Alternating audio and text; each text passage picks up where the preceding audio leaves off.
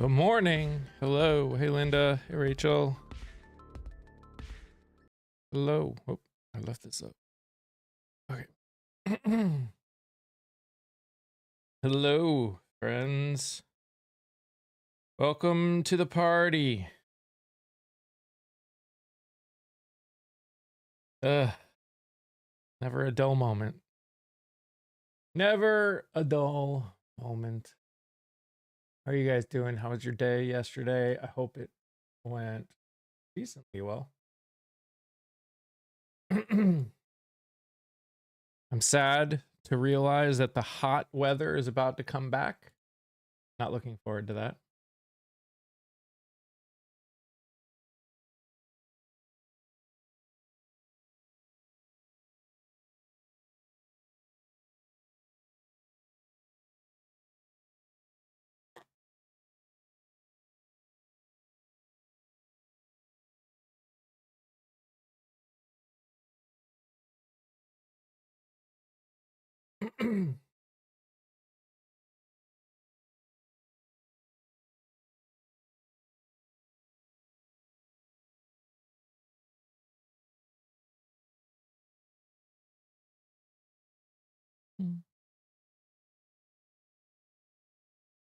Hello, Bueller. Bueller.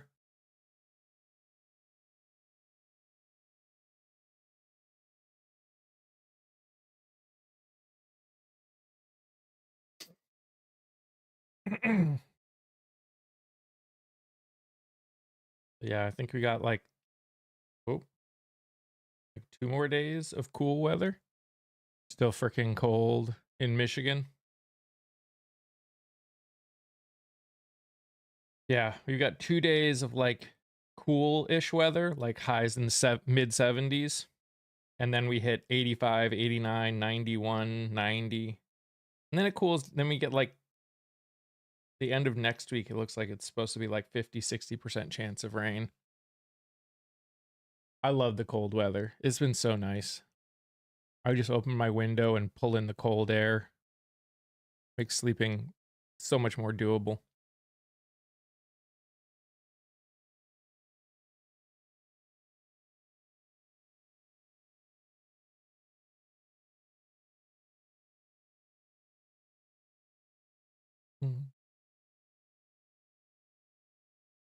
Mm-hmm. Mm-hmm. Be happy if we could get to 70. That's fair.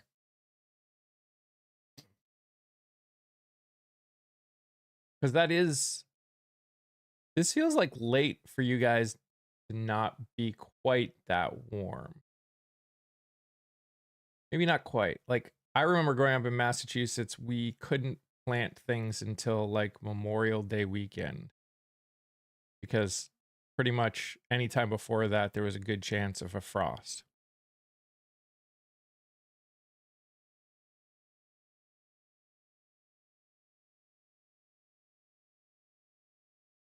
Hey, Kia. Actually using the furnace in the morning? Dang.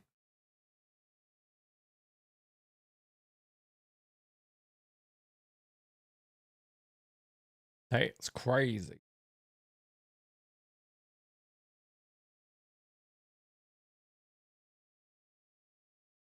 We had an unusually cold spring. I would argue to some extent we've had an unusually cool spring. Hey, Maureen.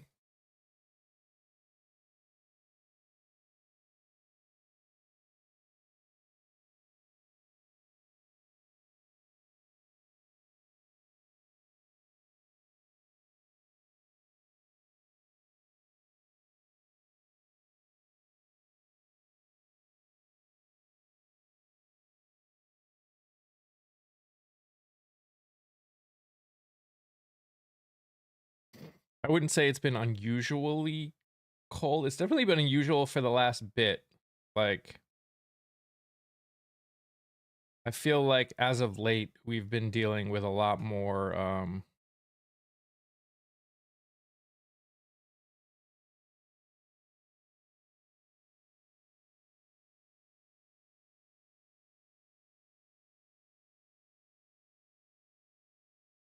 sorry.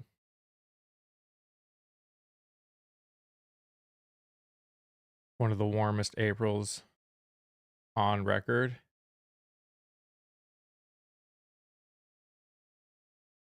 Okay.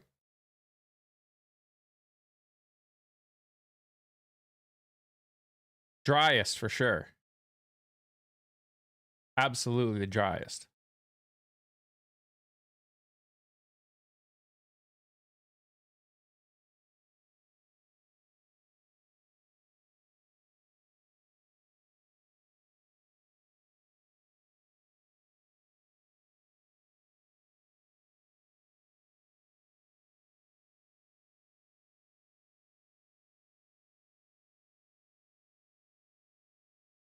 Satisfies your nerdy brain. Hey, Aaron. It was nice not to be drenched in sweat or actual rain when I moved my son out of his residence hall this year.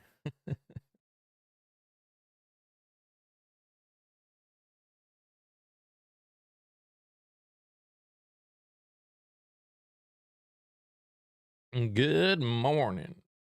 How many people we should take bets on how many people we think are going to um try and compare, try and be like 6%, it's not that bad. Just remember Biden.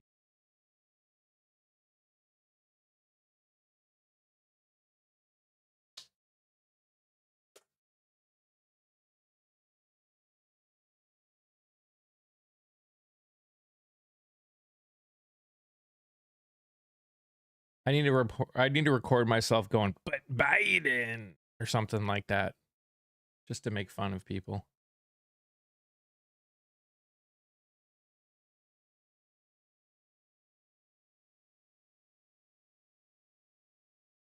So you know that that poll that went out asking Republican men, well, asking people, Republican men, women, Democrat men and women, whether they thought they could take, whether they thought they could beat Donald Trump in a fight, and how 70+% of Democrat women said they could, and only 45%, 46% of Republican men said they could.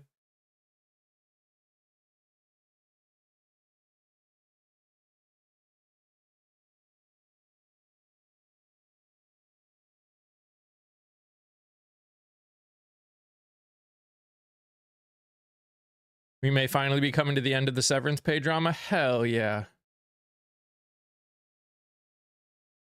I was watching someone who was talking about it, and I go to my 18-year-old daughter and I go, "Do you think you could take Trump in a fight?"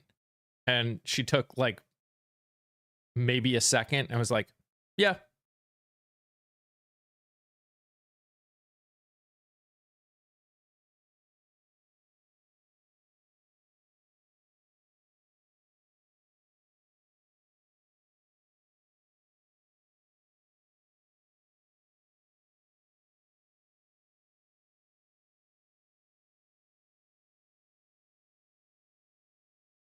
Oh yeah.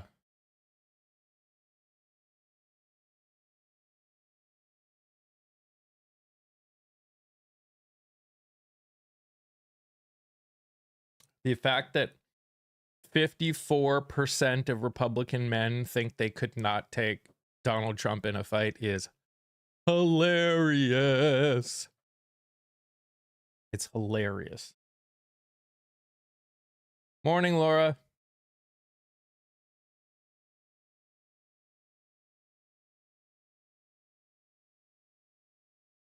I saw that. Seriously, I'm 54 years old, 5'3", with a bad hip, and I'm pretty sure I could take him. More than half the cab. Yeah. List me as one that could. Hey, Claire. I don't know how anyone thinks they couldn't. That man can barely lift his arms.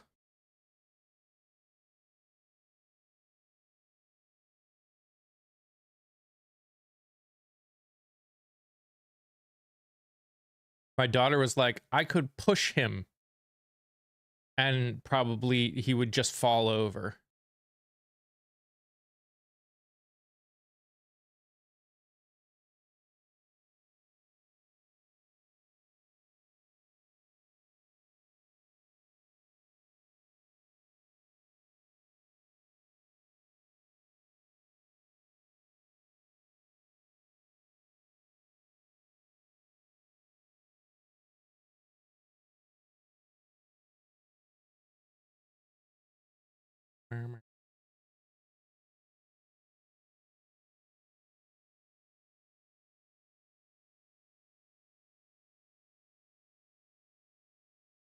I wonder if they thought it was a battle of wits. No, still just as bad. Have cement will travel. Sorry, I have the cable guy putting in fiber today. I will be in the background. No worries. Hell yeah, getting some fiber. Let's go. Fiber's the best. Fiber is the best.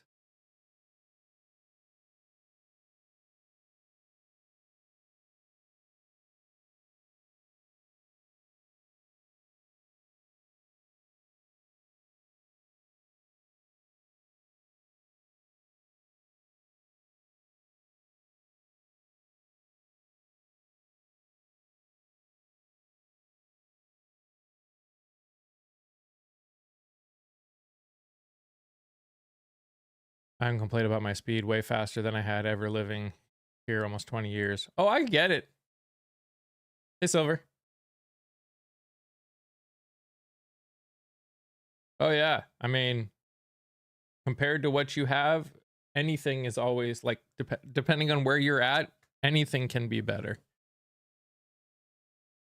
I could not survive doing what I'm doing without fiber. Let's put it that way.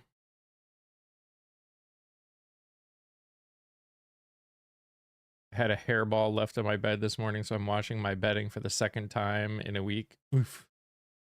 Oof.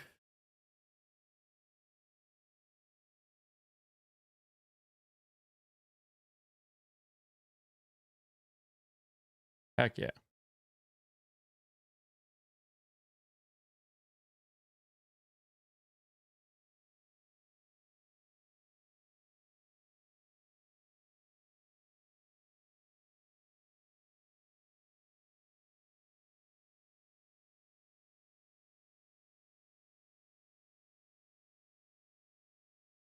Ew.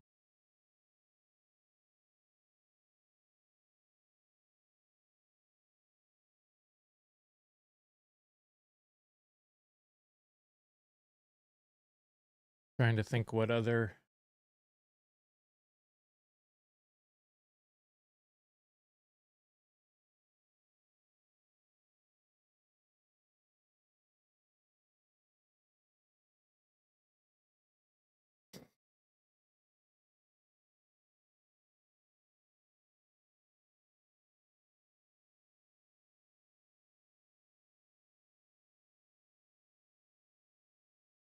things that I read about that have some.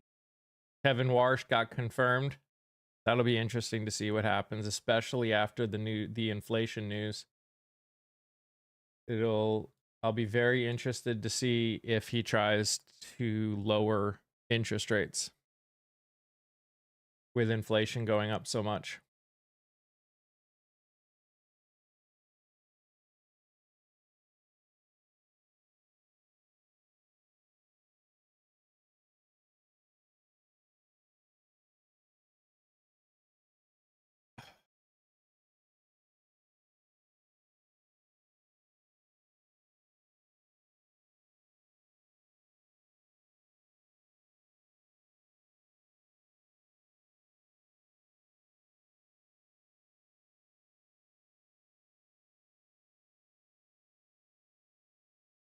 Wouldn't lower interest rates cause inflation to go up more? Yes. Yes, it would. Hey, AJ.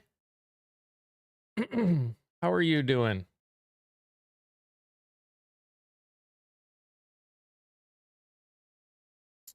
But, you know, Silver, the people that support him are dumb. and they just hear the word lower and they say lower good. They don't care. They don't know. Did we gain anything in the China visits? Not that I know of. Looks like they had almost a battle based on Taiwan now. So, you know, we may be pulled into a second war thanks to this administration.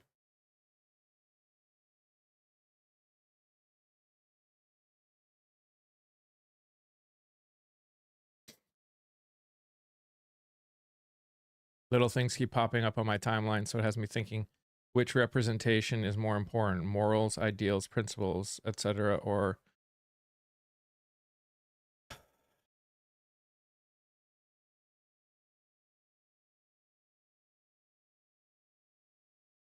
is more important?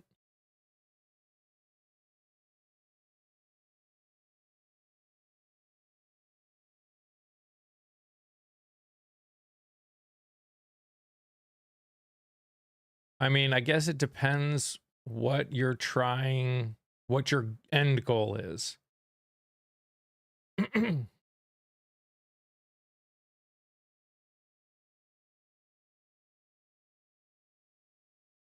I mean, I think they're all important. Morning, Summer.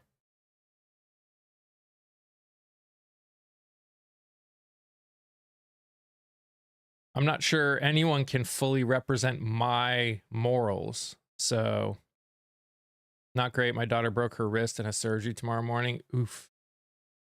Breaking your wrist is rough.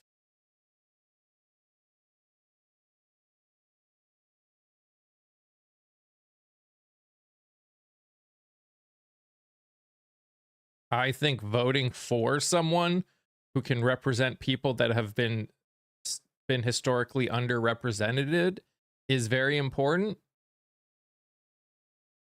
But I think if you have the kind of morals, ideals, and principles that align with, like, you know, all people deserve rights, respect, dignity, and safety, you're covering it. But I think if you have like a choice between two people and their morals, ideals, and principles are similar, I think giving representation to those who have been historically underrepresented is more important in that case.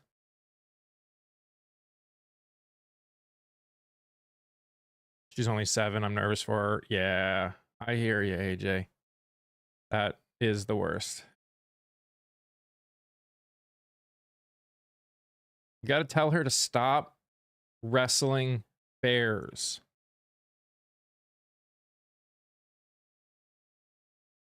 Wrestling bears doesn't help.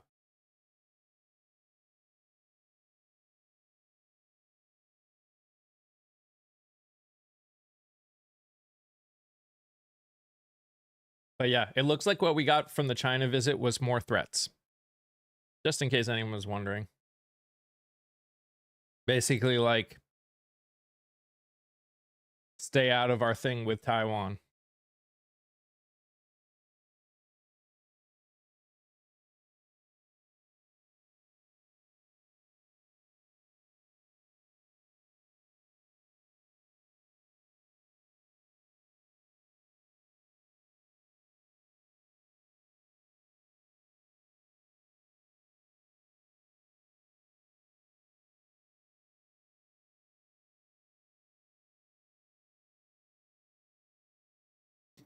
I was hoping they'd trick him into agreeing 0% tariffs on vehicles and tech. Yeah. Not very well likely.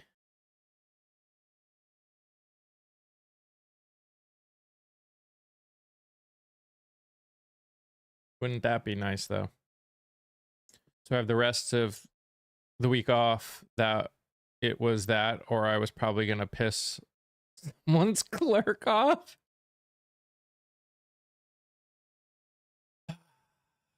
Well, I'm glad you get the rest of the week off. It's getting bad.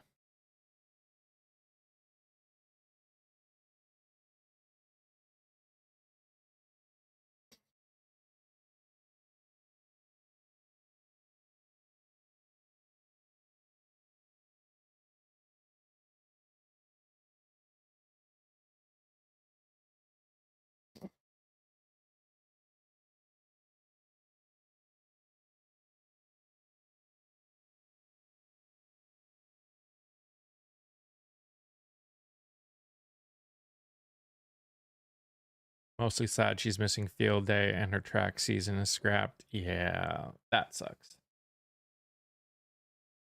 Definitely keep her in our thoughts.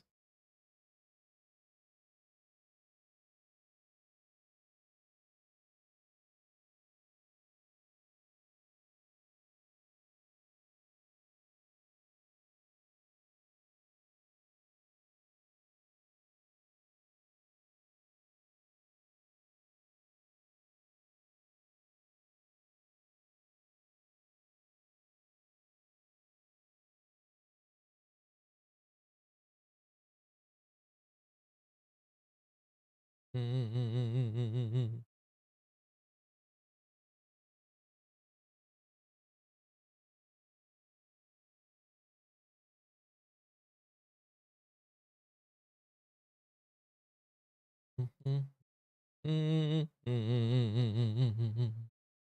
wondering how much Israel has spent on this war? How much of our money or how much in general?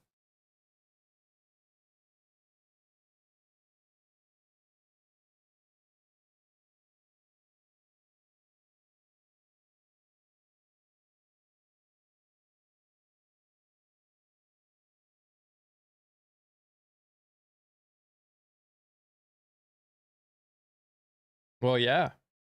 56% of Republican men think they couldn't even take that man in a fight, let alone outthink him,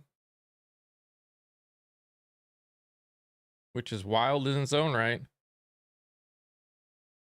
I'm more interested in how much we've given them. Yeah, exactly. Exactly.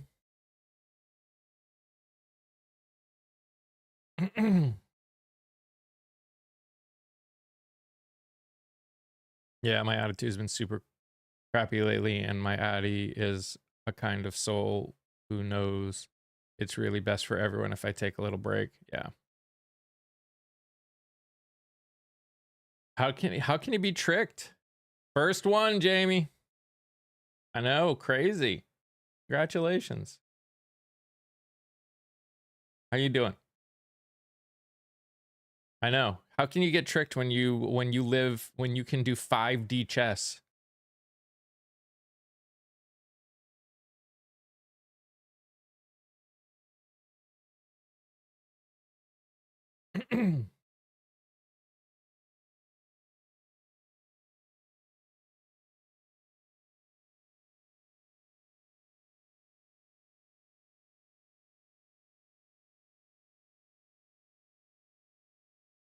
He's getting absolutely dog walked in China on top of course he is. Hey Lori. Good morning.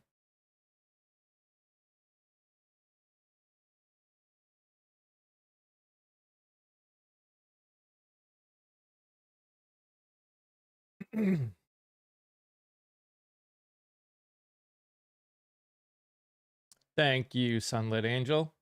Appreciate that.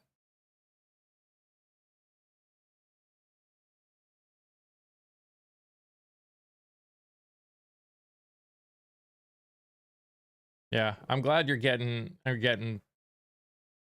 some days off. We all need it every once in a while. I took a day off from posting. I took a few days from posting on social media in general. I took a day off from posting on the tube. I probably shouldn't have. Going to put me another day behind, but it is what it is. I feel bad. Jess Murphy, who I just posted her episode, the person she was running against, basically she was forced to end her campaign. So that's sad. But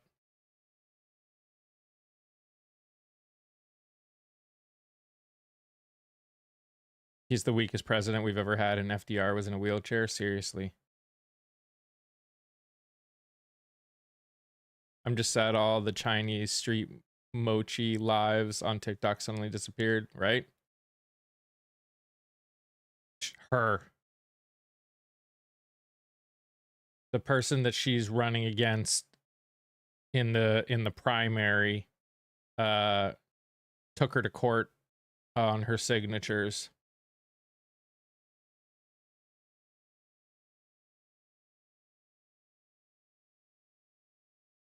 Thanks, Bobby. Good morning. Thank you, Jen. Thank you, Cosmic. Thank you, Non-Useful. Thank you, Babia. Thank you, Kia. Yes, it really does. Good morning. Good morning, everybody. Guys, remember when you get a chance to start tapping that nose, the faster we can get to 10K, the faster, the more we can grow. I don't get why anyone trusts this president. I don't get why anyone trusts that country. None of it makes sense. Thank you, Catherine. Thank you, guys. You guys are very kind. Thanks for continuing to join the, what is it now? Fan club? Is that what it is? I never remember. Hey, Shell.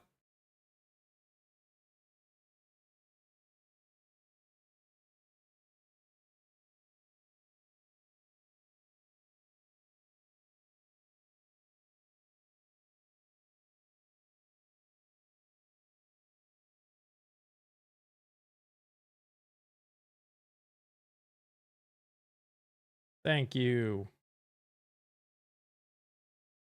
Thank you, Ayana. Yeah. Yeah, Kia. Thank you, AJ.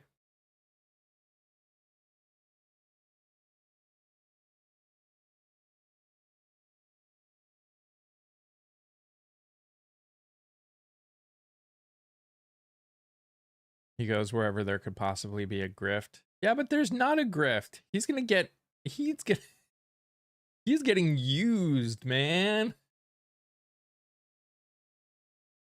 Wild. Hopefully everyone's day yesterday went well. The big news, as you can see above my head, is the wholesale product pricing rose 6%. 6%. That means the cost of goods for people that produce things or sell things in wholesale, their prices went up 6%.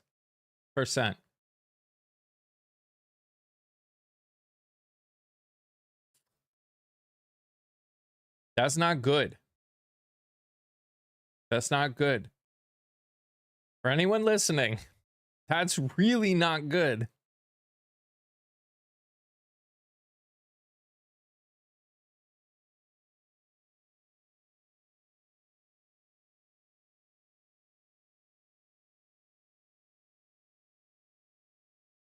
If they pay more, we pay more. Yes, correct, April.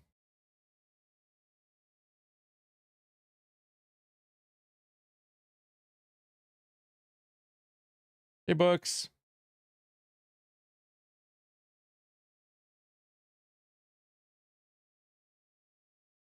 They are grifting us. Oh, absolutely. 100%. Total grift. Total grift. Yet they're getting the tariff refunds. Of course. Because again, it's all about making people that could support him money. Oh.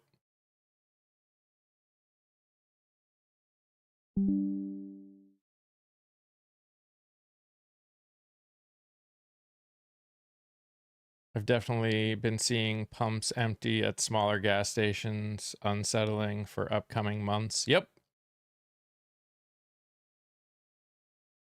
Yeah, it's a little frightening. Don't forget the Doge checks. That's true, Aaron. Can't forget the Doge checks. How am I doing today? I'm good. I'm doing good. I'm doing good.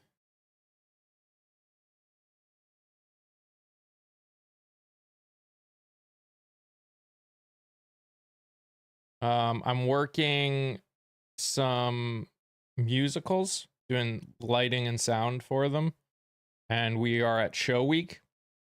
So that's been pretty exhausting. But as a whole, I'm doing good. How are you guys doing? Why is it unsettling that smaller gas stations are empty? I'm not sure what you don't think would be unsettling about that.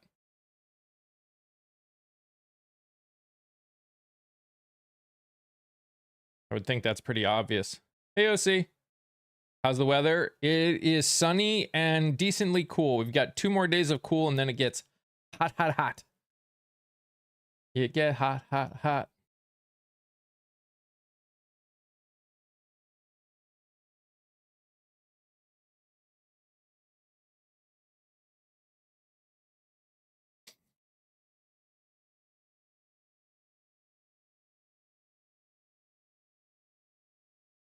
Beautiful in the Ozarks today. Heck yeah.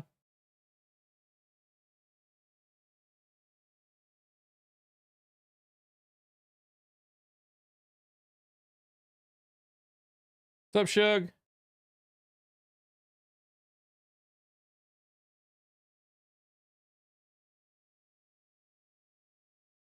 If I had my choice who to vote for in the primaries, I would vote for AOC first. That would be my choice.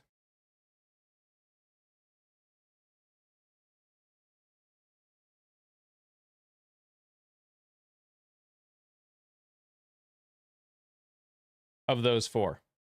Bad choice? Disagree. The whole point of the primaries is you get to choose.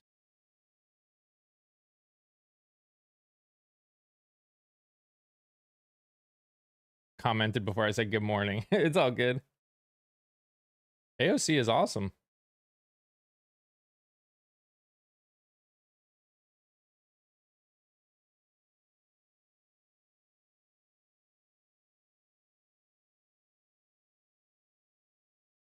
And again, you know, I think there are thanks, Doug.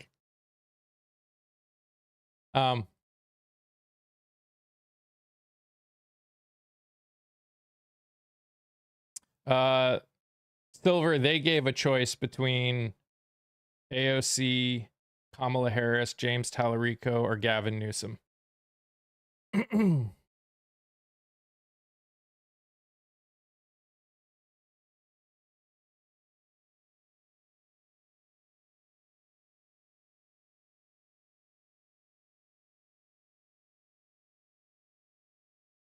Way too far left? Disagree. What is far left about AOC, Cody? This is the best you have. Who's the best we have?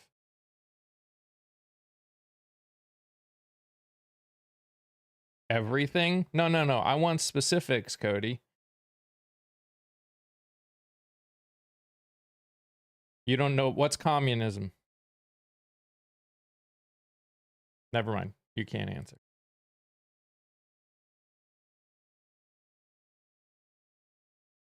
What about what she stands for do you believe is too far left?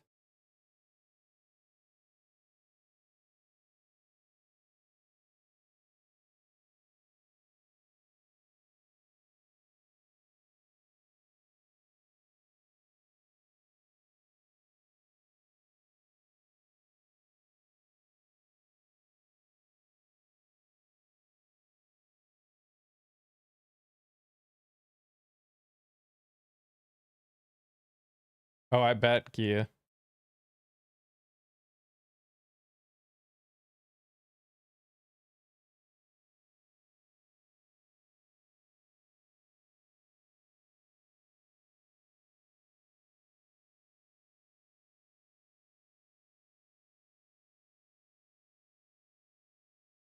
Who said I would be okay with Newsom? Where did I say I would be okay with Newsom? I've actually said multiple times that I do not want Newsom as president, and in the primaries I would vote against him every step of the way. I would be fighting to make sure that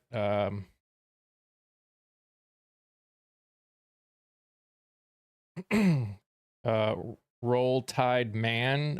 Companies have the right to decide what requirements they have in their jobs all the time. Still do.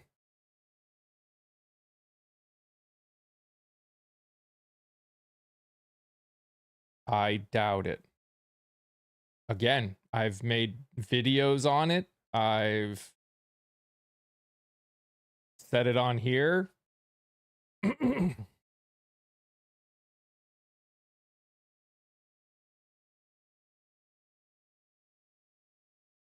Honestly, I'm not worrying about presidency. This is the first word I've seen come out of your mouth, Blatt. Grow up. I'm not worrying about presidency right now. I'm worrying about the midterms. The midterms are what matter right now.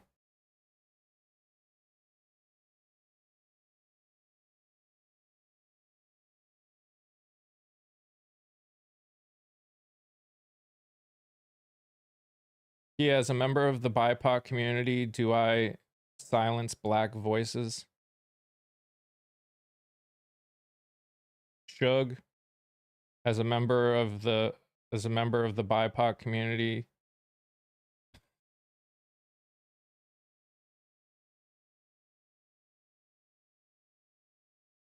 like,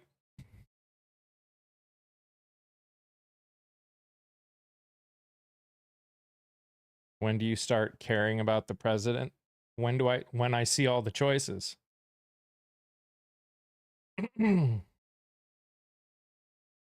Everyone's just making things up right now. There are no choices. No one has officially put their name in the ring.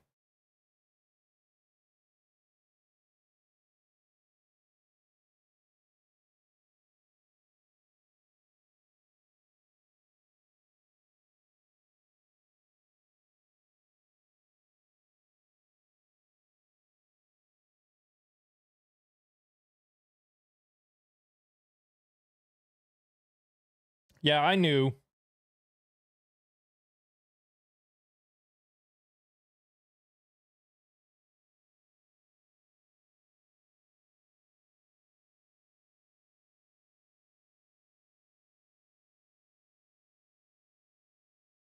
Do I think the Florida State Supreme Court will overturn it?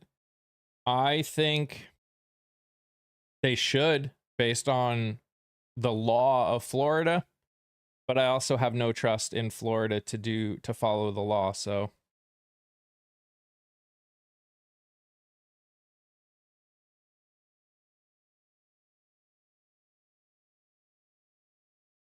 proved that quick. LOL, lied right there. So Kia did the muting, and Kia is a member of the BIPOC community, so I don't know what you're talking about. There are also rules in this live, and if you don't follow them, you get muted.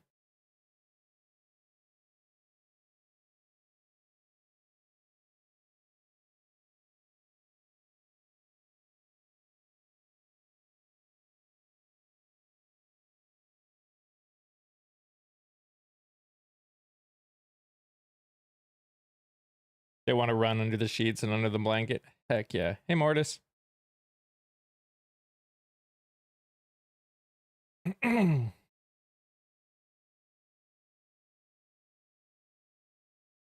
Honestly, I care more about Congress at this point. A lot of what the president is doing could be right now to cause issues, could be nipped in the bud if Congress actually did its job. So you waiting for Batty to request up? I'm not waiting for anyone to request up. Guess we're just saying anything today. Yep, pretty much.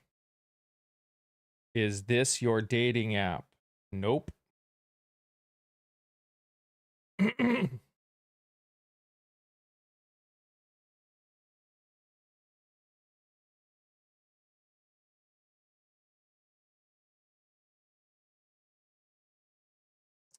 They would need 3/4 majority to change the Constitution. They would need to have They would need to have 3/4 of the states bees knees in order to ratify anything in the Constitution. 2/3 majority does not ratify.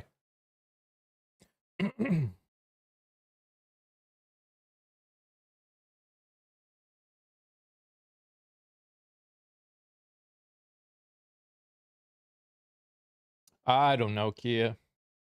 Because they see this number and they realize they don't have anything. Their arguments are becoming less and less. Hey, Castro. Like every day, they actually have less and less arguments that they can actually give. So they attack instead.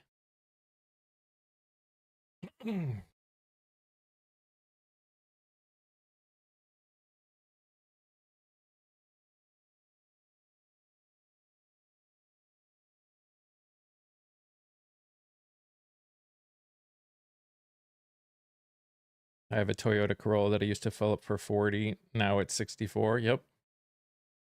Politicians are not our friends. I mean, can you be friends with a politician? Sure. But they're also paid they're employees that we vote in. And we need to hold them accountable. That's why we need more people to vote in primaries. Yeah, people are starting to like fill their tank like daily. Very general statement. Some politicians actually care. We need to find those. I think there are obviously people that care. Sure. But I think a majority in Congress care more about the money and power. If you take it as a whole, a majority do. That's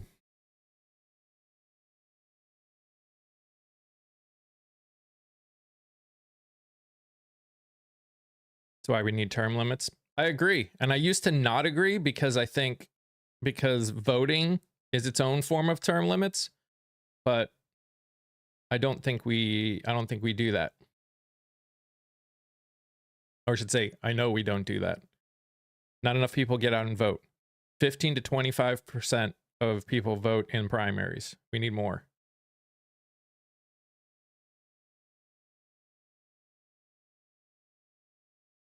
I mean, technically, yes, you're right, Peas Knees. Them redrawing it was against the Constitution. I understand that. That's why I hope that the Supreme Court overturns it.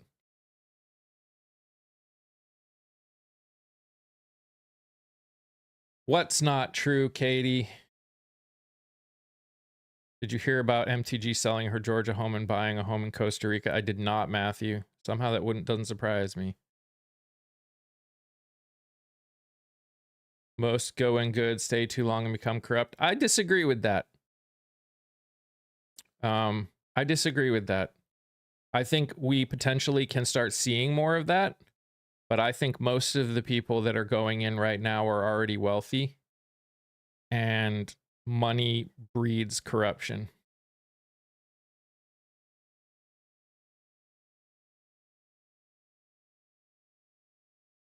Yes, I did, OC. Rep Fox saying what she did in that letter to that 4th grader. Dude, she's a piece of shit.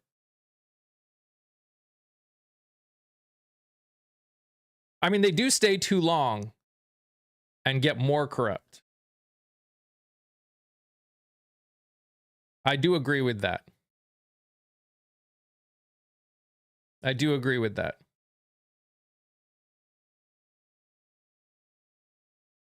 I think the go in good. I think that's the only part that I'm a little.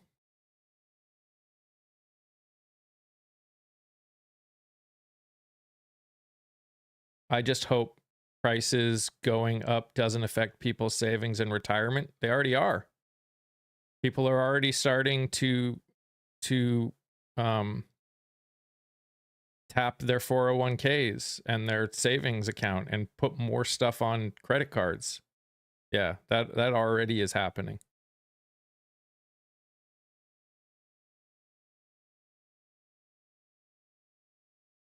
Morning, Ziggy. Morning, Cat.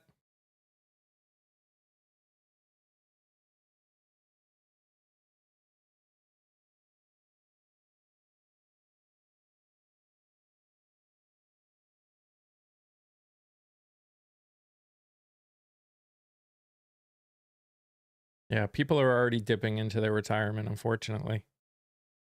My husband's supposed to retire this year, planned our whole life. Now we can't. That sucks.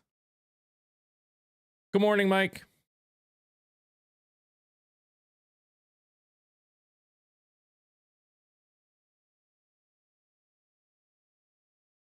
McConnell looks like like a zombie, like a walking zombie. That's not the word I want to use, but TikTok is weird about that word, so we'll say zombie. He looks like a walking zombie right now.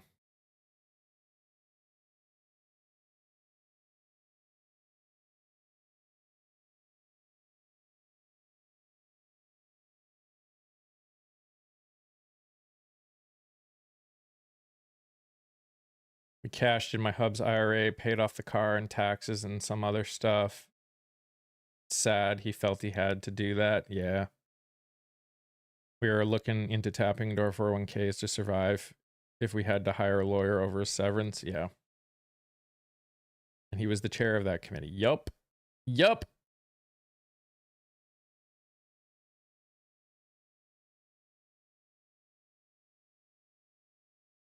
So if Dems take the House and Senate, there's no guarantee of any real change. Because the president can still veto and the Dems wouldn't have a filibuster-proof majority. Things will not, all that could happen to some extent is they could take back some of the stuff that they're in charge of and overrule some of these executive orders that are just being allowed to.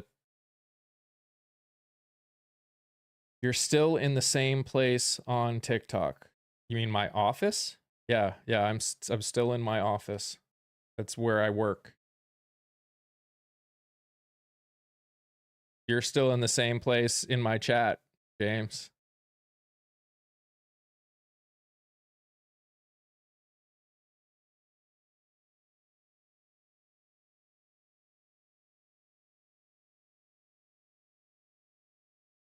They would have subpoena power in the House to start investigations. That's true.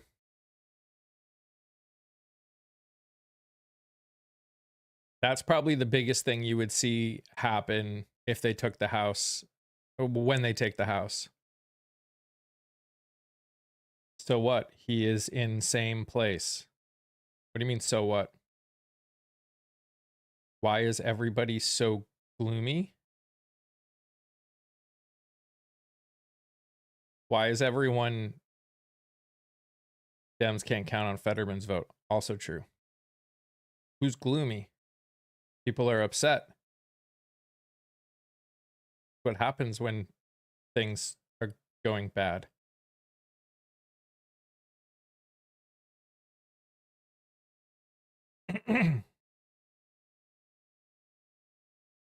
Wes Streeting resigned as UK Health Secretary. He said lost confidence with the Prime Minister. Yep, and there's talk that he's going to run to try and take over. It's all perspective. It's all experience, but yeah, sure. Rich people are probably happy.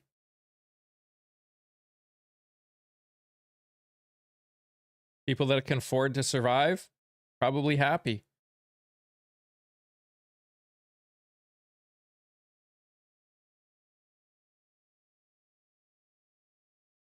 Conservatives cannot govern. True. That is true.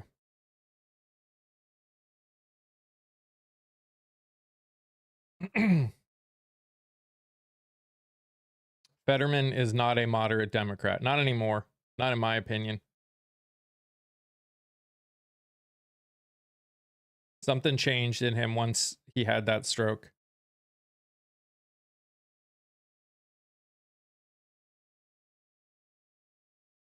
You're not rich, but you're doing all right. Well, good. I'm glad. What does all men till it's no men mean? That all men to women, all men are the problem until no men are the problem. So it's on men to do something about it. That's what it's all men till it's no men means.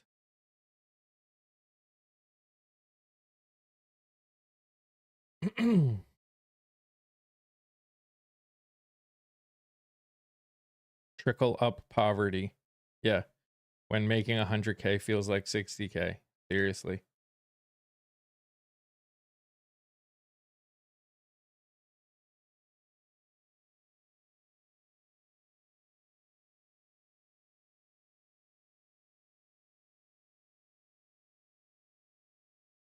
Here's the reality. I think you got double audio. No, I don't.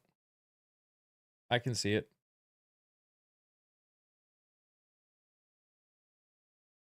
You tapped yourself out.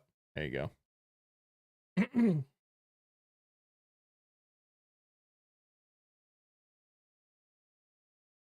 I retired, but I have to return to work into the workforce to make ends meet. Yep. And you know what that's going to mean? That's going to mean less jobs. That's going to be more people looking for work that can't find work. Morning, Bonnie. People that should be retired are going to be working now. Which means less jobs for people with no experience.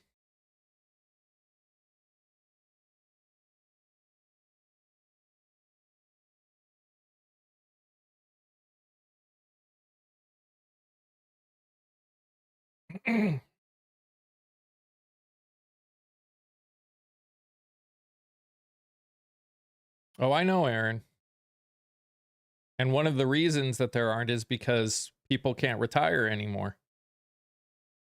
I mean, there's lots of reasons, but that's one of them. What's up, Dan? Denomaly? Even with redistricting, I think Dems will take the House. Yes. Question is by how much? Yes, Sheena. I think 6 more months of this administration will cause some districts that they shrunk the majority in to do the redistricting actually will open the door for them to flip. How many? Again, good question, but see ya, Shell. We have several people on my team that are well over retirement age still working. Yep. Both husband nearly 50 and sub 14 are looking. There are no jobs on either spectrum. Yep. Well, I think it's hilarious when people say that things are good. It's like, nope.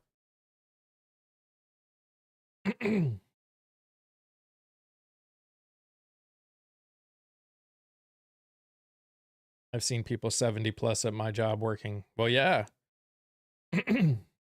look at the people working as Ubers, that whole thing, that whole McDonald's thing that the administration did. Woman who's trying to pay for her husband's cancer treatment by doing Uber.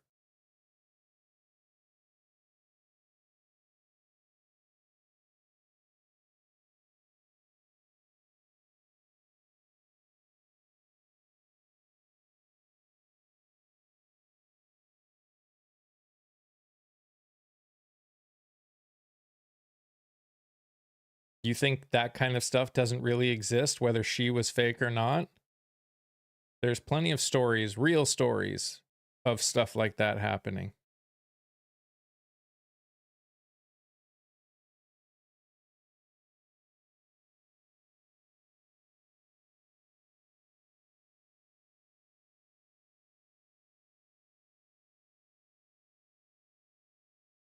I think they're talking about the woman, the Uber driver. The whole McDonald's thing.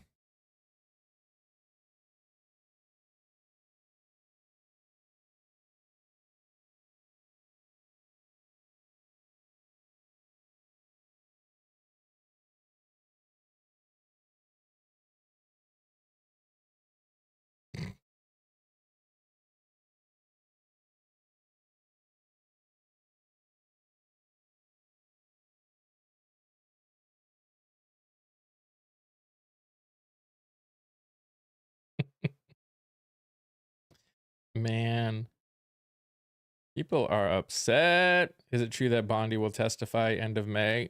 I haven't heard that.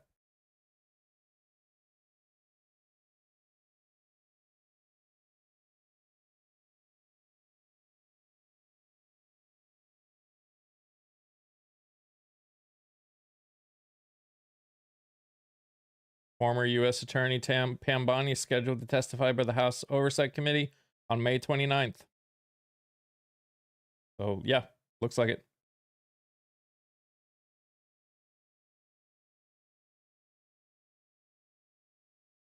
Someone mad? No, someone mad that I would vote for AOC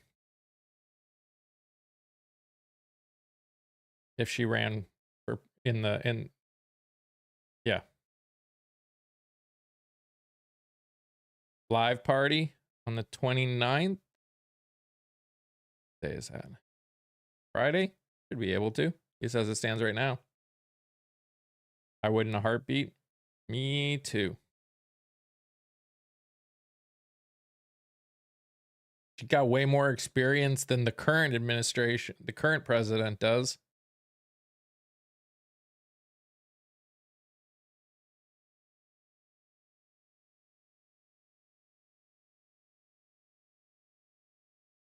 Her and Mamdani would be a dream ticket. Seriously.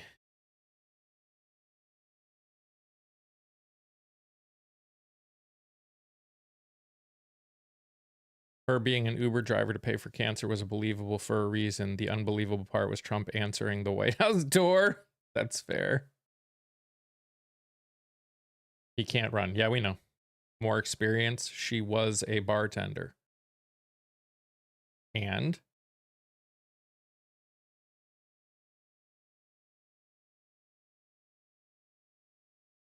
what does her being a bartender have to do with anything?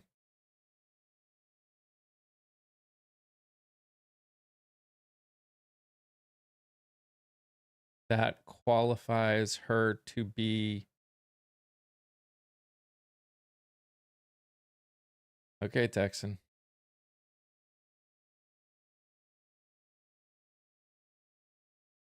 Yeah, okay.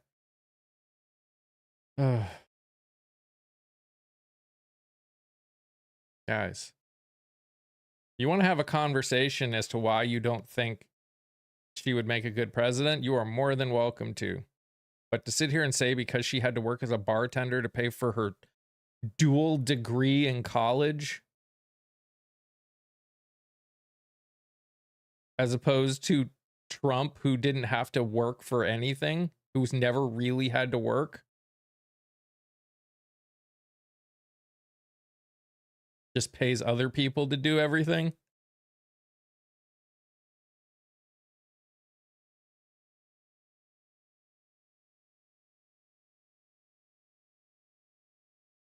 I would much rather vote for someone who has real life experience.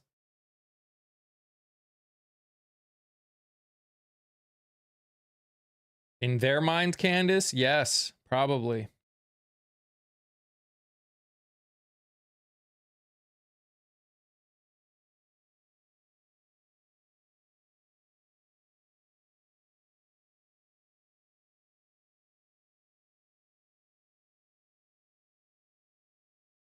Because in their minds, how much money you have actually means something. Not seeming to understand that these people that have a lot of money did not make it without literally hurting the people that they're supposed to be helping as president. You know?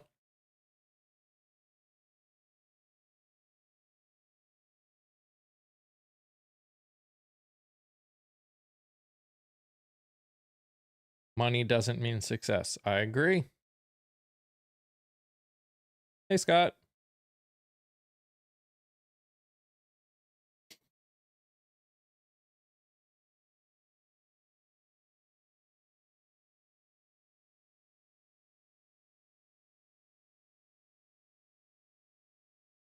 Community people can come up, I guess. I didn't see what time it was. We've just been going.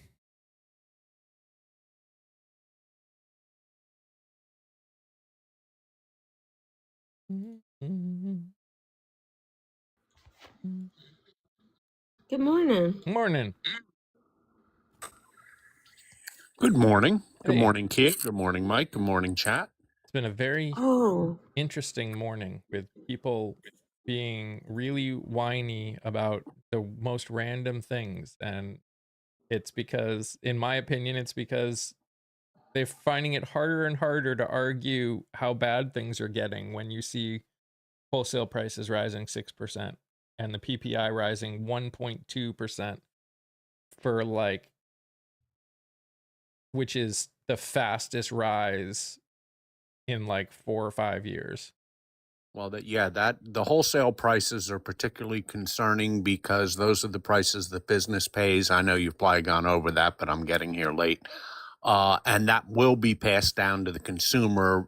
It'll take about a month and a half lead time, but that's going to put upward pressure on the consumer price index, which will kick in, as I said, month, 2 months, something like that. So inflation's going to go higher. Those of you hoping that the new stooge at the Federal Reserve will be able to lower interest rates, you're going to have to keep hoping, because I don't see any way they lower interest rates now. I don't see how that's possible, because that would make hyperinflation if you did that. Yep. And by the way, thank you. I can't type to all of you. Thank you for wishing me a good morning, and a good morning to all of you.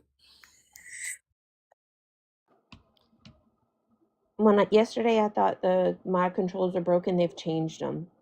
They've Uh-huh. updated them. It's just like now, if you're in a live, like, and you pull it right to see who else is up there, when they show the thumbnails, if you have a panel, they show all the people on the panel. It is really busy. Whereas before it'd just be the creator's name or whatever.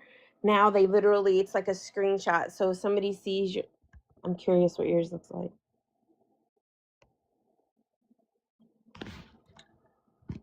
Package of 2 ribeyes for $60. That's just insane. And the other thing is the reason why I put that clarifying comment, because I knew people were going to turn around and say, he can't run. That's why literally after I put that comment about it being a dream ticket, said, I know he can't run. That's why it's a dream ticket. Sucks because my raise this year means nothing now. Not in fact, it means less than nothing because the prices have gone up more than most people's raises. Yeah, wage inflation has not kept pace with price inflation. And by the way, wage inflation is not necessarily a good thing either, because wage inflation pushes price inflation. So it can be a double-edged sword there. We all like to make more money. I'm certainly not saying that that's a bad thing, but wage inflation that's too much will push the consumer price index up a lot. So this is just not good. And I know that somebody contradicted me last week, but the World Bank really did say in 2024, when Biden was still president, that the U.S. economy was the wonder of the world. Is anybody calling what we're living through now the wonder of the world? I can think of a couple more adjectives, none of which I can say on TikTok. H money, they weren't even close to doing it. In fact, every intelligence agency, not just the United States and others, said that not only were they not making one, they weren't close to having one, they weren't making one. Like every intelligence agency on the planet, except for one country that starts with an I, who's been saying that who's been using the whole 2-week narrative on Iran for decades now, said that they weren't making one. So, yes, finances are the problem.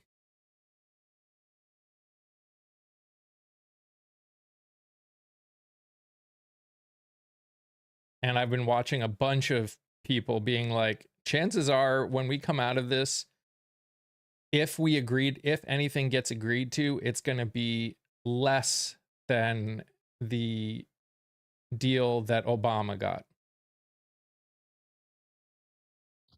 Well, the deal isn't as important as who controls the Straits of Hormuz.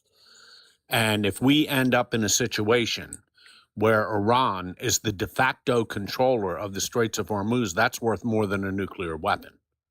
That's worth more than that, because that puts a choke chain around the world economy, not just the United States, the world economy, that Iran can yank anytime they feel like.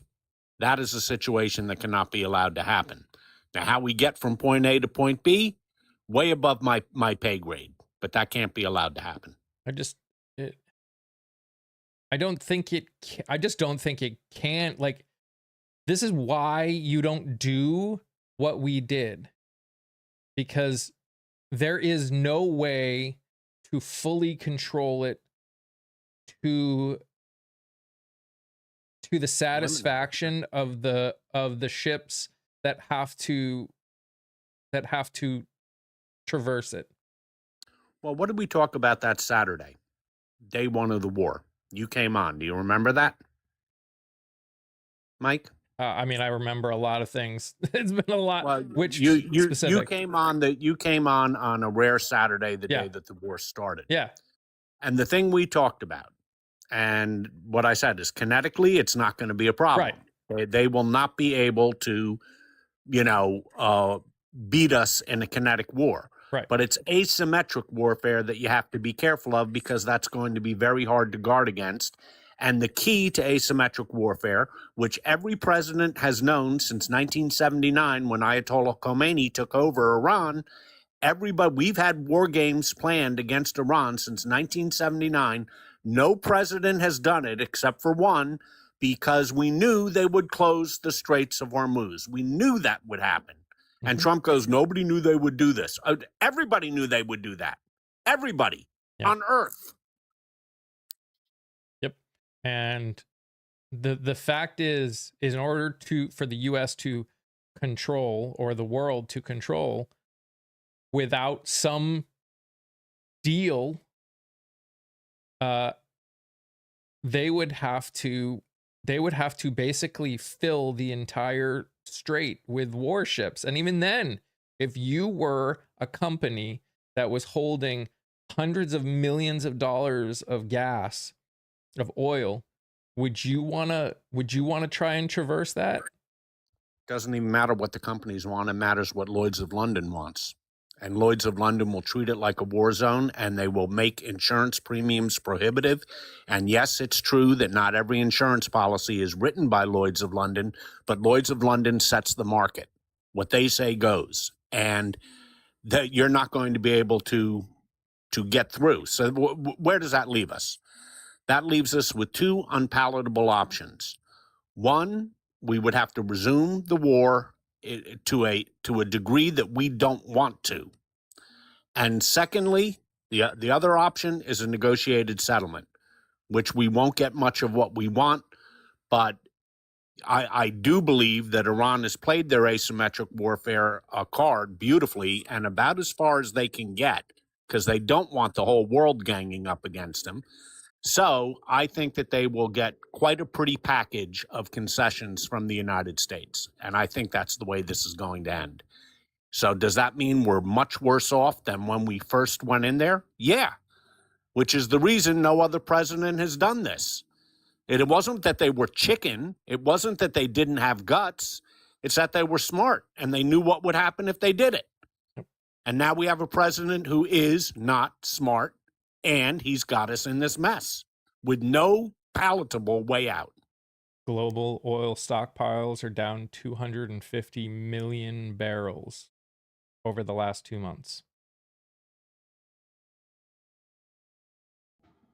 I think one of the things is, though, I think as far as, like, everybody getting, I don't know if in this instance, because of what happened, that I see a lot of even our allies getting upset. If anything, they're like, why the fuck is he over there? Why is he doing all that stuff? That's why no one has come to our defense, because they're like, no, you're wrong. You were just wrong. You don't just get to go over and start dropping shit on people and declaring war and doing all this stuff and then just expect everybody to like come in. I think one of the things that irritates me about the United States is the fact that we're the ones that have used the big presence out of the sky, and we're also the only ones that have needed NATO to help us, but yet we're the ones that are running stuff and we get to tell everybody else what to do. And I'm just like, I think if anything, with folks re-electing that person and all this stuff happening, there we literally, I think if anything, we've just shown how fucked up we really are. And should we be counted as the world's leader? Should we be looked up to the way that other countries have? And I think not. Oh, I think we're Well, I think I we're in think the you're midst right. of a change for that right now. Well, and It just takes time. let's take. I'm sorry, Mike. No, I go. spoke over No, you. you go. Let's take what Kia said a step further. We have a Democratic House, Democratic Senate, Democratic President in 2028. Let's say everything goes that way. Oh boy, thank God that's all over with. Everybody will trust us again. No, they won't. Once trust is broken, it becomes very difficult to put the pieces of that puzzle back together again. Every single country in our NATO alliance, every single country in the Indo-Pacific area, and I'm talking about the Philippines, I'm talking about Taiwan, South Korea, Australia, New Zealand, Japan, you get the picture. They are going to wonder, and they are going to know this was the biggest criminal act of 2024 in electing this guy. They know that 2016 was not a fluke. They now know that we are only one election away from going back to crazy town, and it's going to take a long time, if ever, and I think the answer is never, to put all their eggs back in the U.S. basket again. They're not going to put their security upon the United States anymore. That's the real reason that they're increasing their defense budgets. Because Trump told them to? No, because they know that they're entering a world, as nobody has put it better than Mark Carney said, that we're not undergoing a change. The change has already occurred. Mm-hmm. It's already occurred. It's in the past. There's a new world order now, and we have to prepare for it. Yeah. And that's what the Europeans and our allies are saying. I don't think they're going to trust us. If we elected, I don't know, pick your favorite Democratic president. Let third terms allowed. Obama's the new president. They're still not going to trust us because they know we're one election away from going back to crazy town. Here's the thing, I think, and here I want to start by saying I actually think it's good that America is going to no longer be the world order. That is, I know for people that think about, the growth and the power of America, they might hear that and go, but I never liked the fact that we controlled everything. I actually think it's a good thing if the world as a whole starts becoming more equals in that respect. I definitely, the reason that you're still seeing the US have so much authority still is because all of the changes that are happening take time. They are just biding their time. They are making deals now, knowing that in however long it takes, 1 year to 4 years, depending on what you're talking about, they won't have to rely on us anymore. And that's not, again, that's a reality that we're all going to have to accept. Where we go from there, that all depends on us. That literally all depends on us. Hopefully enough people wake up. Yeah, I tend to agree. I mean, the rules-based international order that we formed in 1945 has served us well. but I wonder how realistic it is now. I mean, the EU has a bigger gross domestic product than we do. It really isn't in the natural scheme of things for them forever and ever and ever to be coddled and taken under the American umbrella. So that's a good thing. The one thing that Americans are going to have to get used to in the New World Order that's coming, whether we like it or not, one of the things that the Americans will have to get used to, it used to be said when an American president snaps his finger, a German chancellor comes to Washington. No, it's not going to be that way anymore. If Europe is going to build up and our Indo-Pacific allies are going to build up their own independent military and economic alliances, they will have times where they are in absolute disagreement with the United States, and they aren't going to be the ones to fold. And we're going to have to, we will have shared responsibilities in the world, but shared responsibilities means shared leadership too. And that's going to have to be a pill that the United States will have to swallow. And it's not necessarily a bad pill. It's not all bad that will happen. And there's even a little bit more to it. So we've talked about this before. So the UK is dealing with it right now. Germany is dealing with it right now. A lot of countries are dealing with it right now. What we're dealing with in this country with these far right nationalist extremists, we aren't the only ones dealing with it. Whether or not what ends up being what ends up happening in places like the UK or others that are dealing with it, it's still kind of in flux there too. There's battle going back and forth between progressives and conservatives in those countries as well. So it's not like, yes, we are bad in the sense of we are feeling the ramifications of it to the extreme right now because of what has happened, like where we are in the process. But there are a couple countries that are like, you're seeing a growth in groups of people that it's pretty frightening if you're paying attention. So I think what we are seeing worldwide is again, I've said this before, we are seeing a societal shift, and we are dealing with the struggle worldwide that is struggling with that shift.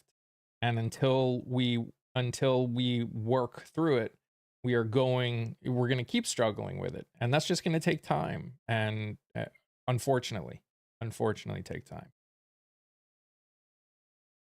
Your heading lacks context. You're smart enough to know what oh no, I know exactly what he meant.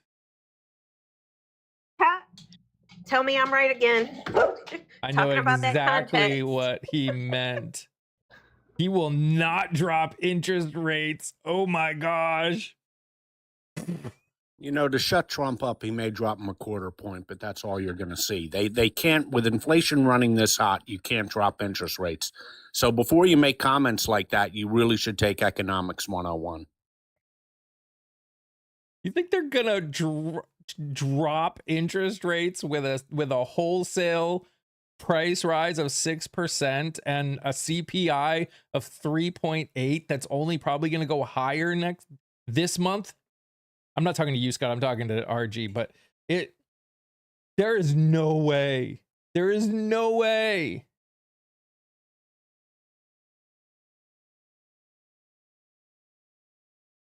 And besides, the Fed chair is only one vote. He's the most important vote, but he's only one vote. They have a board of governors. So these guys know what they're doing. And Jerome Powell is still on the Fed. You'll see a drop. I'll come back for your apology this summer. Okay. RG, at the most, you're going to see a first-time drop of a quarter point just to shut Trump up so he can say that I got them to drop interest rates. That's all you're going to see. In fact, you may even see interest rates go up after that if inflation is as bad as it looks like it's going to be. And there's something else to remember in this inflation report and all the ones coming in the future. What is no longer factored in an inflation report? Class, tariffs. Why? Inflation reports go back only 1 year, year-to-year comparison. The tariffs were started last April. They're already factored in. So we're not only paying 3.8% more, we're paying 3.8% more on top of the increase in prices the tariffs have given us.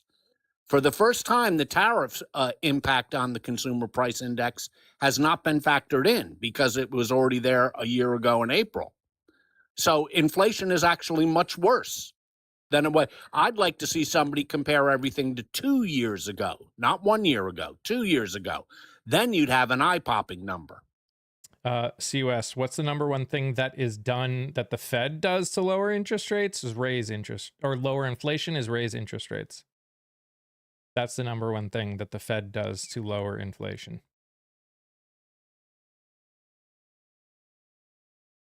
How? And of course, they make that decision based upon how many jobs are being produced and the health of the overall economy. If we're in a recession and we have inflation, which is known as stagflation, which we had in the 1970s, it puts the Fed in one hell of a tough box as to decide what to do. Yep. Because when you have a recession, you lower interest rates. When you have inflation, you raise interest rates. If you have both, what do? You pray is what you do. I mean, there is part of me, and again, it's not what I want. I want to make this straight. I want to find a different way to go about it. There is part of me that fears that we are in such a untenable pickle in this in our economy that the only way to actually reset is to go through something horrible like a recession or depression even. That is a fear that I have. I hope I am wrong. I hope we figure out a way around it, but I do not see I struggle to see a better, I struggle to see this economy the way this administration and conservatives and rich and the wealthy elite have just destroyed so much stuff right now. Us being able to get back to some semblance of a balance without something like that, and it won't get fixed unless we start putting in regulations again. The World Bank last week said that food inflation right now is running at 16%. Now, that's before the impact of the higher fertilizer prices, which are a major cost of food production. Mm-hmm. And that's before the impact of higher diesel prices, which is just about everything we consume, whether it be food or goods and services, are provided by diesel. I don't know how inflation goes lower. I don't know how that possibly can happen. Yeah. And again, everything we're saying, something can always happen that completely changes everything. Everything that we talk about is based on current realities. Just like we said when 2020 happened. No one knew, like, anything anyone was saying before that whole fiasco happened. No one would have guessed that. Like, that changed things. That changed things. That was an unknown that changed things. So we need to remember that in all of our conversations, is there's always something that can happen that can change things. Hey, Patty. Hey, Prairie. For anyone who was an adult in the late 70s and early 80s, it was bad for the general population. We still had higher taxes on corporations, capital gains to mitigate some of the damage. Yeah. I mean, one of the things that can happen that is foreseeable, Trump's latest batch of tariffs, his Section 122 tariffs, have now also been found unconstitutional. So if tariffs were to go away, that would lower the consumer price index. Assuming that he doesn't replace them. Yes. Or assuming that businesses actually lower the prices. They probably would. Prices would probably go down if you got rid of tariffs. They'll keep their share of it, that's for sure. But prices would probably go down. Tariffs have driven inflation quite a bit. So, that's one thing that could happen. And I think that I just don't think Trump has another thing. I think it's called Section 320 or 220. He has another section he can use to reimpose tariffs. And he's so stubborn, I think he's just going to keep doing it until he's forced not to do it. So, C-West, this is the thing we all need to understand about every president. And I think sometimes we know a lot of people come in, doesn't matter who's president, we'd like to point out every president has passed things that have ended up being considered unconstitutional. That's not the big deal. That everyone tries to, because they make a promise, they try and do the promise, and then it goes to the courts, and then it's found unconstitutional. Every president has done it. So what he is doing is the same thing that Biden did when it came to the forgiveness. He tried to do it one way. It was found to be unconstitutional, illegal, whatever. And so he picked a different, he did it a different way that ended up being legal.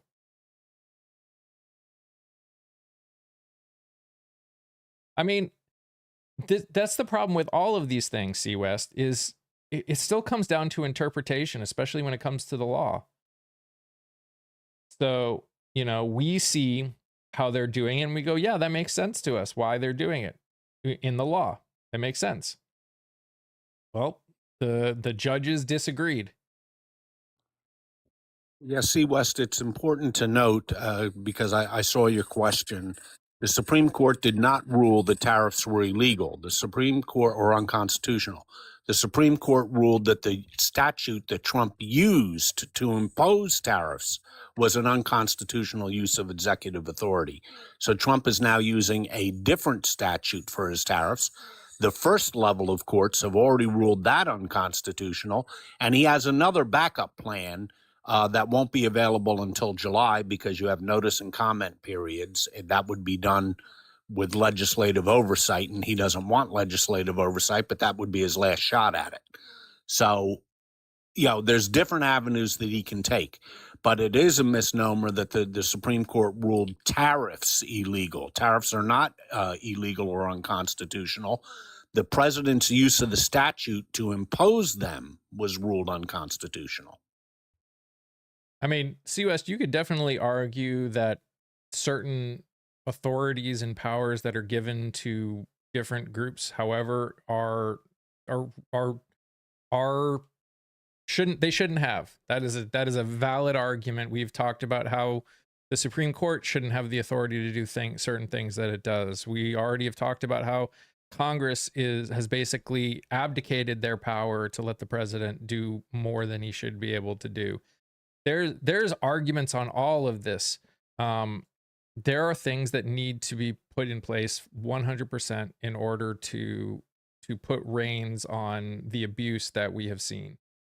Bar none, no, like that's not in question. When it comes to throw out the Constitution, then again, with a lot of the Constitution, with every law, unless you see a lot of people make laws somewhat vague in the hopes that it covers more, but it also opens interpretation when you do that. If you make it too finite, then you may miss coverage in certain things. So, what it means is it's more important. It's very important that you know who you're voting for. Because if you put someone in that doesn't care about people, that lacks humanity and empathy, they will do things like they're doing. A Congress that won't do its job, a president that will help their rich friends. Like, that's what it comes down to. Now, and we might get 2 more Supreme Court justices that will be around for 30 years. That this administration will pick, because people spent more time caring about identity than they did about the people that they were voting for.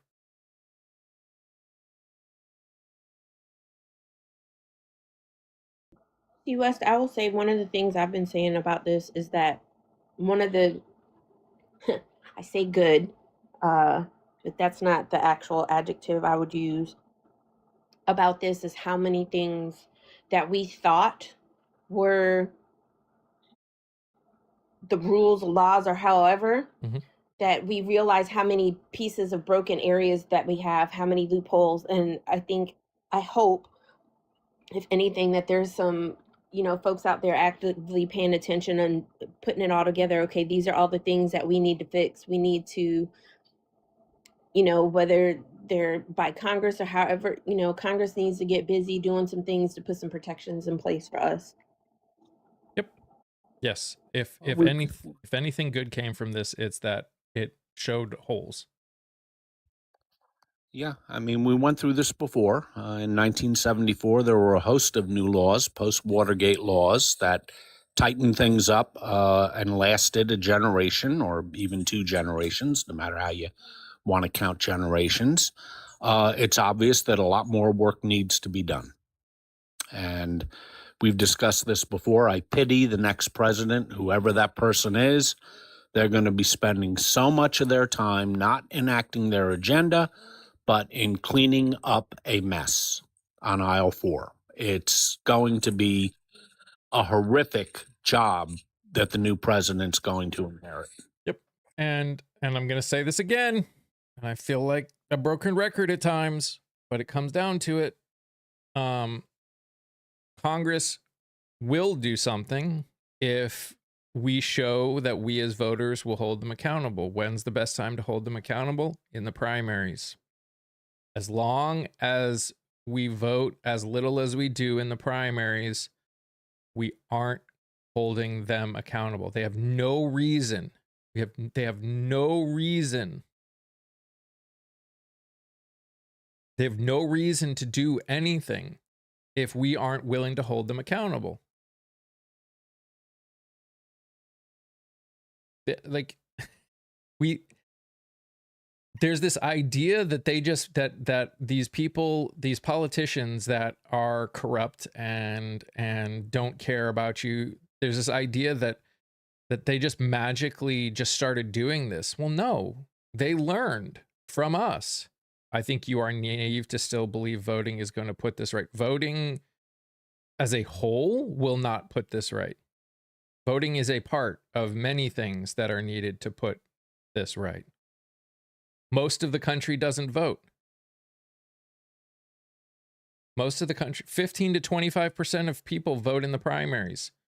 How do you think that means? That means 15 to 25% of the country is deciding who our choices are.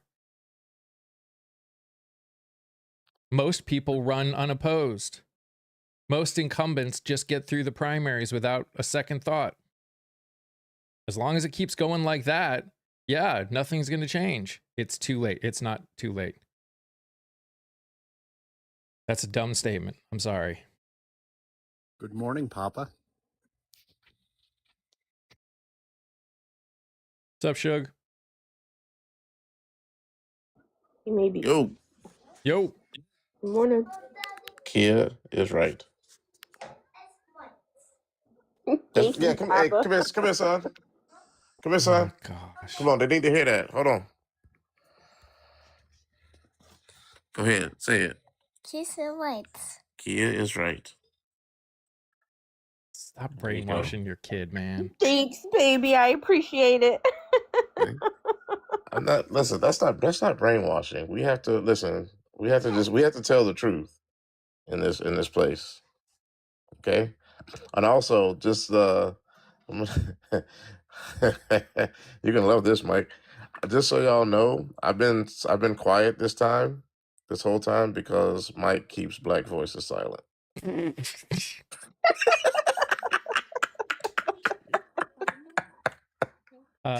It is. Your maps are being changed. Dems will never get it back now. Do you understand how gerrymandering works? Physics?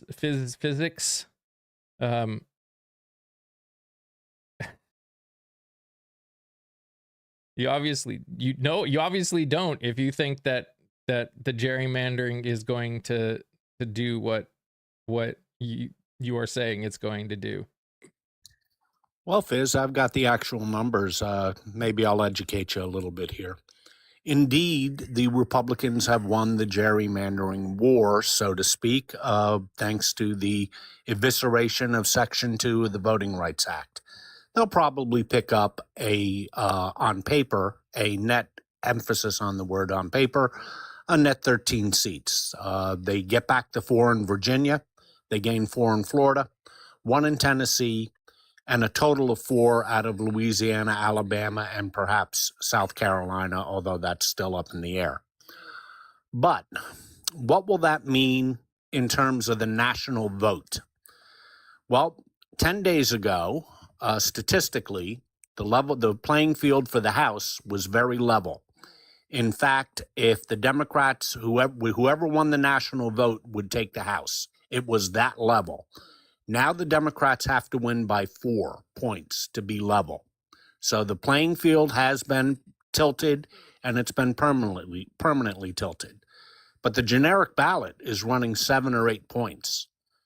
So the seats that the Republicans are picking up, to begin with, they're not going to win them all. You're not going to win 5 seats in Texas. You're not going to win 4 in Virginia because the Democrats are already leading in 2 of those 4. And in Texas, the most the Republicans will get will be 3, most likely 2 seats. And Florida is no sure thing on the 4 seats they think they're going to bag in Florida. That's no sure thing. So that is not going to stop the blue wave that's coming. It's not going to stop it. Why is so the Democrats are home free? No, they're not home free because you're not always going to have blue wave years. That voting map is going to have to be fixed, which means the Democrats are going to have to gerrymander. I hate to say it, but they're going to have to, because starting in future elections with a more level playing field, the Republicans will have an advantage. But for 2026, the Democrats are still heavily favored to take the House, even with the gerrymandering that's gone on. And I also think that a majority of the country is tired of gerrymandering, and you're seeing a lot of people that are running to get rid of it and change the way we do districting completely. And I think you're going to see a change because of it. I mean, we'll see, but I think the internet is a funny thing. The internet gives both sides, all groups of people this thanks, Mission. Gives all people this. The algorithm makes it very easy to think that more people are on your side potentially than are. And again, obviously it's not a guarantee on anything, but I've interviewed a lot of people that are in very red districts, and the responses that they are getting from people that have been conservative most of their life, if not all of it, is they're tired of all of this. They're tired of not most especially in Republican, but in like deep Democrat districts too. They're tired of being ignored. They're tired of the amount of people that, especially in some of these deep red states, that these candidates are saying, they're going up and talking to them, and they're going, "You are the first person running for office that has ever come and talked to me in 30, 40 years.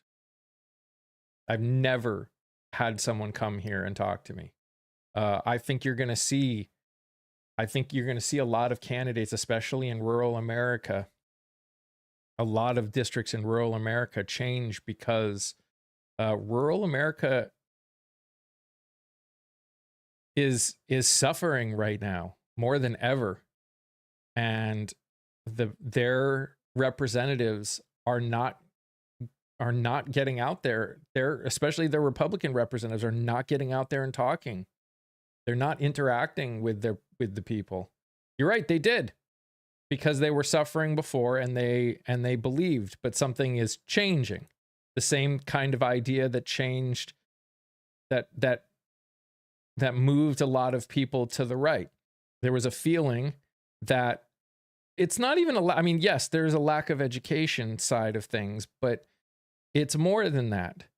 It's they don't feel heard. The reason that they voted for this administration is whether or not they believed he was a liar or a grifter, whether or not they fully believed that he was going to do everything he did, these people felt heard.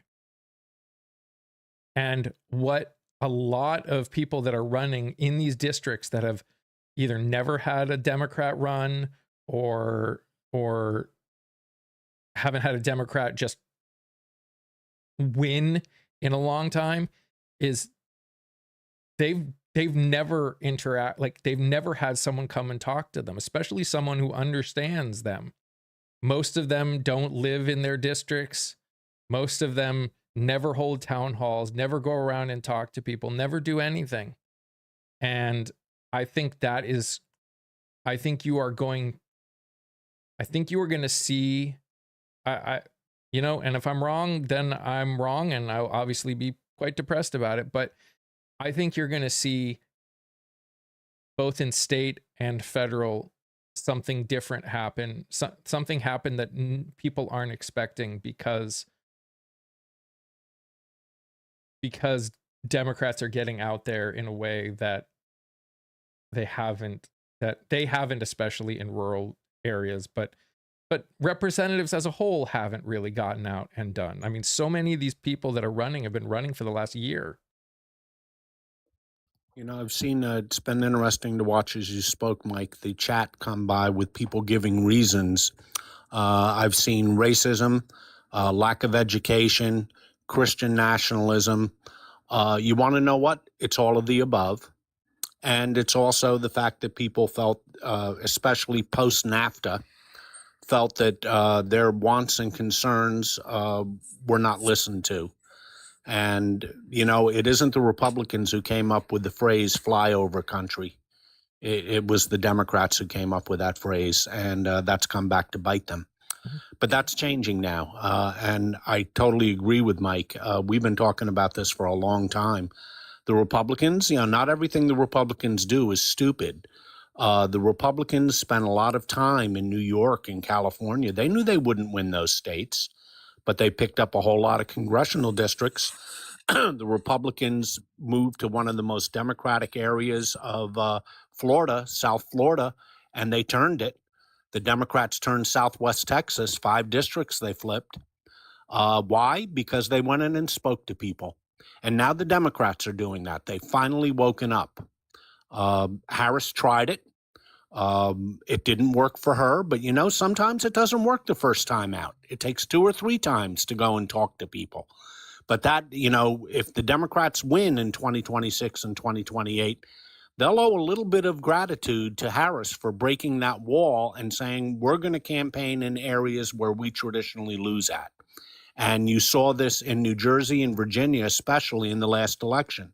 Mikey Sherrill and Abigail Spanberger spent half their time campaigning in areas they knew they weren't going to take it, but they took a lot more votes than traditionally Democrats get, and that led to 2 landslide victories. So the Democrats, I think, are finally understanding that you have to go into areas that make you a little bit uncomfortable and listen to those voters. They may not vote for you today, but they might vote for you tomorrow. And that we see that happening in the special elections and in the elections in Virginia and New Jersey, the only off-year elections that we had statewide. You also saw it in Wisconsin in the Supreme Court election as well. Yeah, did you want to say something?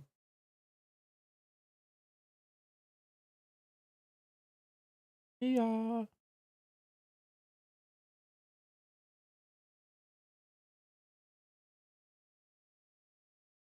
Okay, well, when she gets back, we'll thought she was raising her hand earlier. But just going to talk to people and lie should be the point. What? I'm confused. Hey, Jeffries. Will Westmoreland talked about Dems getting out into rural farm areas. Yeah. Yeah, people like Will have done a lot of work. Yeah, everything all right?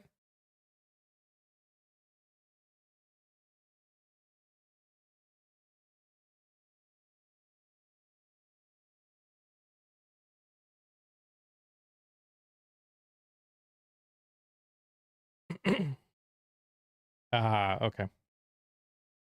I believe millions of people are going to lose their homes, jobs.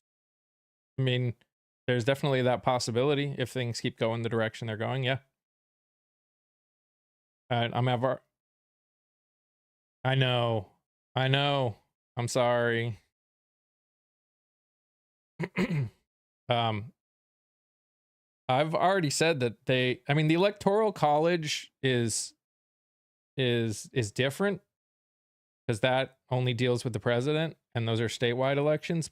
But what I think needs to happen is we need to redo the way we do districting and give rural people a rural representative and give, state people, city people, city representatives. And we need to double the amount of representatives that we've got. We've got to double the amount of representatives. The idea that one person can represent 700,000 to 800,000 people is just it's not realistic. It's not. I'm sorry. I mean, friggin' New Hampshire, which I don't even know how many people they've got, but it's not a ton, has 400 state representatives. For New Hampshire.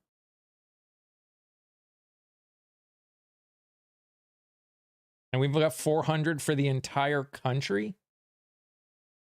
Ridiculous. Electoral College goes away. We never have a Republican president again. You may be right. I think if the Electoral College went away, I think every party would be doing things differently. So I don't think we can say that. Again, you think a party is just a corporation and they decide what their policies are. They would change. They are sticking with a policy. They are sticking with policies and stuff that they think will get them a win. And that's all they're sticking with. That's why there can be party flips. The party flip didn't happen because magically the RNC or the DNC became, somehow good to an extent. I mean, obviously to some extent it was, but in the end it was one decided to go in a direction and go and change what kind of people they reached out to in order to get more support and win elections again. That's what they care about. In the end, that's what these corporate parties care about, is winning. They will take whatever perspective they feel they need to take in order to do it.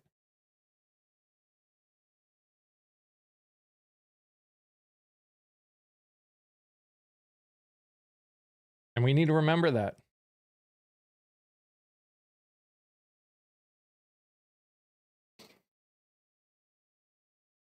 It's like that video I did with people talking about the Constitution. Saying that the Constitution is ideally or something like that. I forget what the statement was, but it was like talking about the Constitution being colorblind. I'm like, no, it's not. No, it's not. It was supposed to be colorblind. No, it wasn't.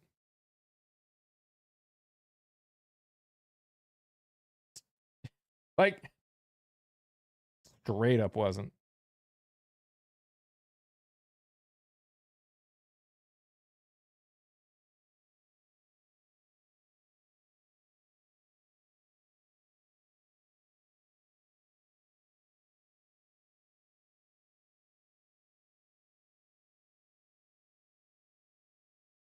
comparing the Dems to a mango-led GOP. I disagree wholeheartedly. I do not compare what their actual policies are to each other. What I'm saying is every party decides what policies they stand for based on what they think will win. The corporation, the people are different. The DNC is not our best hope. Democrats, people that have humanity and empathy, are our best hope. We need to separate out this whole corporate side of things, in my opinion. We need to stop with the corporation thing. Yes. In general, well, not in general. In general, because I think there are some Democrats that are just as bad, but in general, Democrats will always stand better in terms of humanity and empathy and rights than Republicans. 100% in 2026. But I think we as a whole need to stop saying Democrat or Republican. We need to say this person who is running under the Democrat ticket. But we need to get past these names, because the names don't mean anything. It's like someone who calls himself a Christian or someone who calls themselves anything. They're just words. They're literally just words. It's why people can change their parties after winning, right?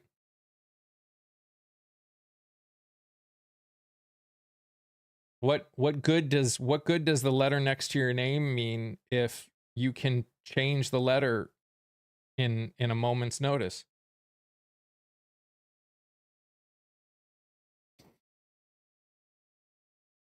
Are you guys able to still talk? Just want to make sure it's not usually this quiet all the time. I've been on the phone. Sorry. Oh, no. Don't apologize. I just want to make sure, because Kia said she had a problem, so I just wanted to make sure it wasn't actually a problem on my end. No, and you had said Kia was trying to come up, and I do try and keep an eye on the little thing with the microphone thing. And remember how Kia's was always showed her off? Mm-hmm. And it's consistently, even when, at least on my phone, even when she's speaking, it's doing that again to her. It's showing that she doesn't want to speak, and yet she'll speak, and the microphone thing doesn't go open like it normally does when people are speaking. And I'm sorry if I spoke over you, Kia, but I didn't. I looked at your microphone and it was still, in the line through it, which means that you don't want to talk. It sounds like she was having Wi-Fi issues. Oh, okay. About that, people switching parties after they get elected. Mm-hmm. For those of us in New Jersey, and I know there are a few in the chat, I'm speaking, of course, about Jeff Andrew. I think that's his name, Jeff Andrew. Yeah, that scumbag gets elected on one party and then switches right afterwards. You should have to face a special election if you switch parties. Yep. I mean, right away, the governor calls a special election because you were elected. In my opinion, you were elected under fraudulent circumstances. If you're running either as a Democrat or Republican, doesn't matter which party, you've got to serve with that party, and you have the right to switch parties, absolutely. But then you have to stand for a special election within 3 months of switching parties, because you've got to give the voters a chance to affirm your party switch. And if you can't do that, well, then you're stuck with the party that you're with. Well, and this is the thing, and this is what it comes down to, right? It shouldn't be about party. This is why I say this idea that a party can own anything. This is a perspective that we have to some extent fundamentally allowed to be by allowing ourselves to identify with these parties. Arguably, no one should be voting on the Democrat, just because the leader of the Democratic House votes for something, you shouldn't just like that shouldn't just be an automatic vote. And I disagree with the perspective that we have a lot. Now, do I disagree with some of the votes that Democrats have voted for when they've voted against their party on things? Sure. Absolutely. And if you, as someone in their district, want to hold them accountable for those choices, that is absolutely your right, and you should. This idea of voting with party because it's your party, that's the part I struggle with. That's the part I don't like. This idea that, and having a two-party system has made that worse. Well, yeah, but you're speaking aspirationally, and I understand what you're saying, and I happen to agree with you. But you're speaking aspirationally. Sure. What I'm saying is, if you run as a Democrat and then switch to the Republican Party, you're That's committing fair. fraud. Yeah, You're committing fraud. Yeah, that's fair. I agree. If you decide to literally change your party, I think it should be I think there should be a special election and you have to rerun. Yes, I agree. Yep.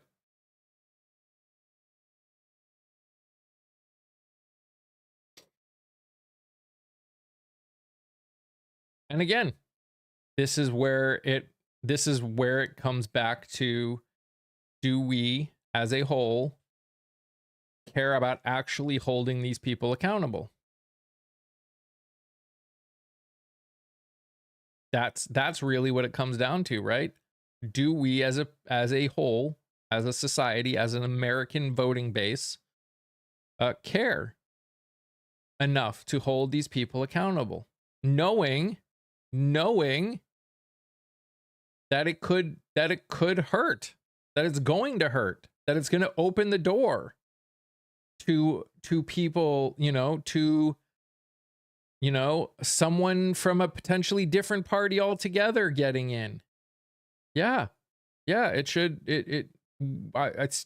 I think we should still care, because again, accountability is what, in being willing to hold people accountable, despite the known consequences of it, are what will end up preventing people or changing the mentality of people that run.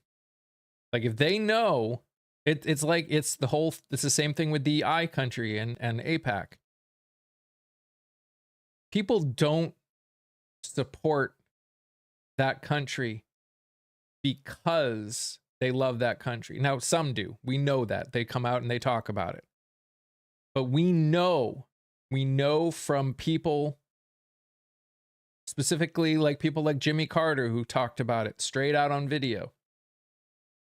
You could completely disagree with a bill or what's going on over there, but they have been taught that if you speak out against them, you will get primaried. And why do they listen? Because it's been shown to be true. And it works because most people in this country still don't vote, especially in the primaries. That's why I keep saying, you want people to speak out more, show them that they won't be punished for it. Now, you can sit here and go, oh, well, they should, their principle should be stronger than their desire to stay in office. That's a whole different conversation. That's a decent argument. Is it reality? Look, we have 435 legislative seats in the House. Only 31 out of 435 are competitive, which means 10 points or less favoring either party. Only 31 seats. So what does that mean about Mike's accountability argument? There's only one place for accountability, folks, and that's in the primaries, in 92% of the cases. Because by the time you get to November, it's too late. It's a foregone conclusion in 92% of the cases. So you've got to vote in the primaries if you want to hold your representative accountable. And you've got to vote in the primaries. If you see a candidate who you think would do a better job than your representative, you've got to vote in the primaries for that person. Because if you don't do it, it's too late if you wait until November to vote. And here's even the thing about accountability that takes it a step further. In our current situation, Scott, you're absolutely right. You're absolutely right. But this goes, and again, I'm probably speaking into the void in many senses, because it's hard to not have identity politics. Identity politics have kind of weaseled their way into everyone. It's hard to see someone, as someone who's a progressive, it's hard to see someone say they're Republican and not sit here and think you know exactly what they stand for. And that's where I think we as a country need to step up, right? If you are a Republican or a Democrat, if you're a progressive or a conservative, if you care about people, then you need to be willing to, if you have humanity and empathy, like a lot of us like to think we do, then when someone, doesn't matter what side of the aisle, does something, we need to be willing to hold them accountable. And if for some reason they get through the primaries, we need to hold them accountable there too. And again, I know that's a pipe dream probably, especially now. Hopefully in the future we can make some changes that make that more of a reality. But if we start looking at the people and not the party, if we can get to that point, you're going to see a lot. You have the potential of seeing a lot of changes, but we've got to get to that point. Anyone that claims Republican at this point is probably a bad person. I mean, we talked about this a little yesterday, CUS. I hear what you're saying. And again, I will admit it myself. If I hear someone say they're a Republican, there is something that pops into my head.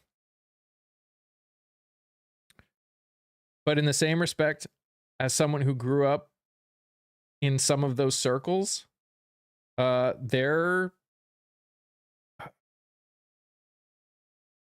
it's hard for me not to realize, to not understand the kind of brainwashing that a lot of them dealt with. Some of them by choice, some of them not. If you grew up in a family that kept you in a bubble and that's what you grew up with, it's very hard to pull your way out of that. It's, again, I think the Republican Party as a whole has earned that view, in the sense of, I'm going to be wary no matter what of someone who still is willing to call himself a Republican. Flat out. Wary.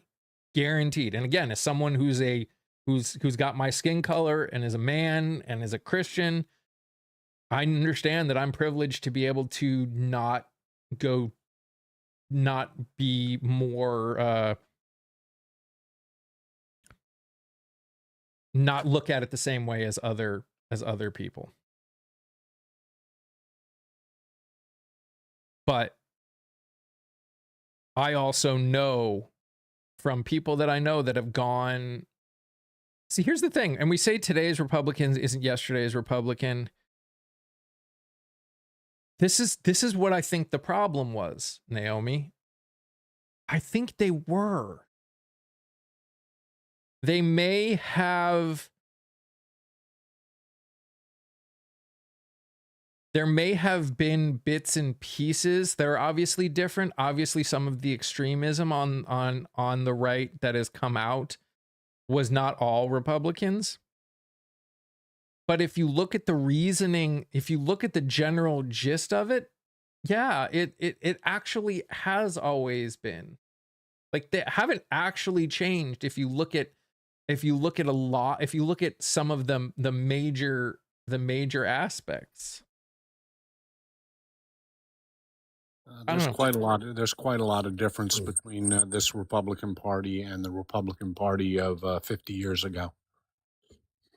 There's an awful lot of differences. They've always had a rabid right wing, but they've never allowed the rabid right wing to run the party. They've never allowed that.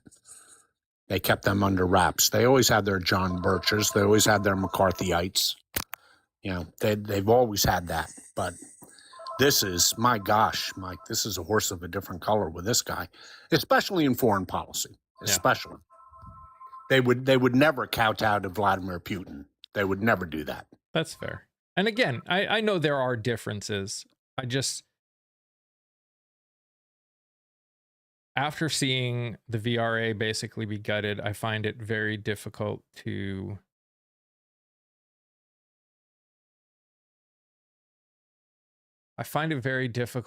see these people that call themselves Reagan Republicans that are still unwilling to vote for anyone who's a Democrat or unwilling to leave the party because of the realities of what that did. And so I hear you. And I'm definitely, there definitely is a difference. I mean, politics is different. So yeah. I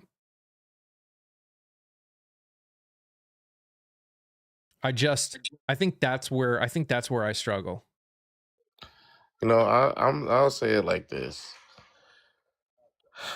I understand that there's going to be mental associations, you know, when you say these words, right? It's going you're going to start to get a mental picture, a mental image of what that means and what that means, whether it's now, whether it's then, so on and so forth.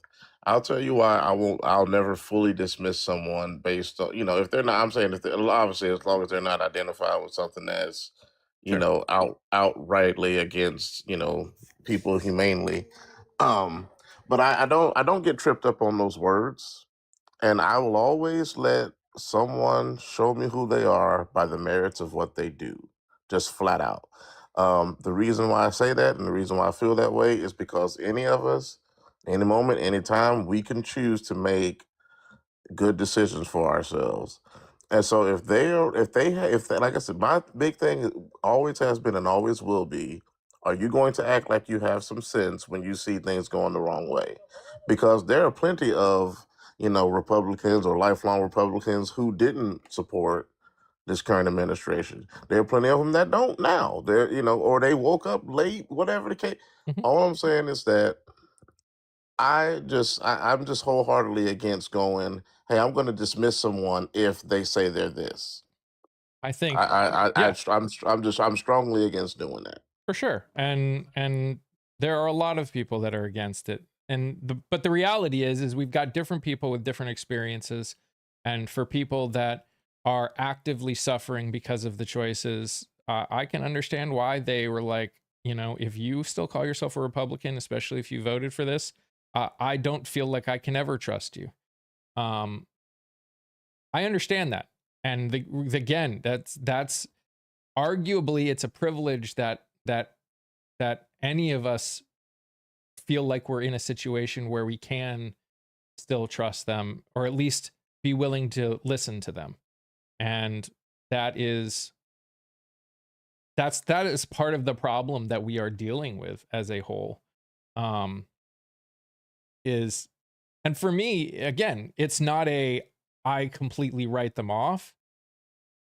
But if you come in and you tell me that you are still a Republican after everything that has happened, I will be wary. I will be very wary, because after everything that has happened, personally, I don't know how you could ever identify with that party or support that party right now. I don't even know how you'd be willing to register with that party now, regardless of what you think economically and all that other stuff. And again, I'm not in their brains. Everyone's brains has the ability to twist themselves into whatever decision that they make. I don't get it. You know, we're talking about how the Republican Party specifically has changed. The last time the Voting Rights Act was up for reauthorization was 2006 under President Bush, who supported it. It passed in the Senate 98 to nothing. It passed in the House 390 to 33. Yeah, this Republican Party is different. Sure. And I know Yeah, it. listen, I and listen, I'm understand gonna it's say it different. like this. I agree with, like I said, I'm not saying not have the defenses up. Of course you should. As you should with just about anything. What I'm saying specifically or very directly is that I guess it just what's the best way to put it? I'm trying to put it as tactfully as possible as to not be weary and all of that. And I agree that someone should be able to look and go, yeah, I'm not about to roll with that right now. I'm with all of that. I'm just saying let's not jump to any conclusion. You know what I mean? That might not necessarily be the thing. Like just give, like I said, if they just all I'm saying is leave the door open for them to have some sense, and that's literally all I'm saying. And but like I said, yeah, be wary if they're, but yeah, if they're obviously if they're out here, oh yeah, man, the Republican Party's doing great. Yeah, you're pretty stupid right now. Yeah. And again, this is for what I will say to everyone, and I said it before, was look, I don't know what experiences you've had. I'm able to do that because of who I am, what I look like, and the experiences that I've had. I'm able to do that. If you can't, I completely understand. And I think that's where we as a whole that's where we as a whole are struggling right now, right? I think there needs to be spaces for people that quote unquote are seeing the light, and where they can talk with people that maybe have the ability to talk with them in those realities and work through the deconstructing that they need to go through to get. The problem is because of the way the internet and because of the way the algorithm works, you get people that maybe go in spaces where they're willing to do that, but it also brings in people that are unwilling to do that, and then they end up bashing with each other, or it brings people as they're going through it that shouldn't be having this conversation. It's tough. And again, I'm not trying to say, oh, be nice to them. Look, again, I personally think if you are someone who sees the light, you should be going into spaces and not saying a word for a while. That's my personal opinion, is you should be going in and listening before you start speaking. Because from what I have experienced with a lot of people that have gone through the deconstruction, that is where it fails the most, is they go in and they try and talk, and what ends up happening is they start feeling guilty, and then they end up trying to defend themselves, and oftentimes they end up at least slightly converting back because they don't spend time working through and listening before they start speaking. So that's a completely different problem, but I hear what you're saying, Shug, and I think there need to be spaces for that to happen. And yes, I've said before, this is not one of those spaces. Yeah, I feel you, and like I said, it's not. I am not by any means saying, "Hey, man, let's have this big, bonfire about and try to help everybody come to realizations." No, not at all. I like I said, just leave the door open for any, leave the door open for people to change. That's all. I mean, It's just that simple. You know what I mean? And like you said, I agree that this doesn't need to be that space. I don't think it should be, because we're trying to encourage folks, that we're talking to folks that have sense and reaching other folks that have sense to say, hey, let's make sure that we keep the pressure on, because guess what? Tough love is love too. You know what I mean? And some people need it. And I'll just be frank. I don't know if it's TikTok, TOS, or whatever, but some people need their teeth knocked down their throat. That's sure. the love that they need at this time, because you're obviously not getting it otherwise. But You clearly need to You know, you clearly need your gas to go up $20 to $30. You clearly need all your groceries to go up. You clearly need to be homeless before you really get it. And I'm not going to apologize for you about that. No. I'm just going to say, hey, okay, are you ready to go to work now? No, okay, keep being in poverty. Yeah. Because that's what you want. That's what you voted for. That's what you align yourself with. Good luck, buddy. And Tiffany, all I can say when it comes to your statement, which is true to an extent, nobody just goes from being this one way and then just completely like being able to handle it. Like, and again, I can't speak for everyone, but I can for me. Like, I wasn't able to just jump right in and now I did it right. At least I tried to, and spent more time listening before speaking.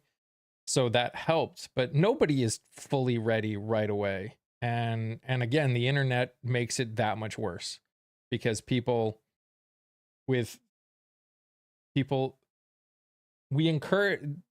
internet encourages people to talk when what people need to be doing as a whole is listening.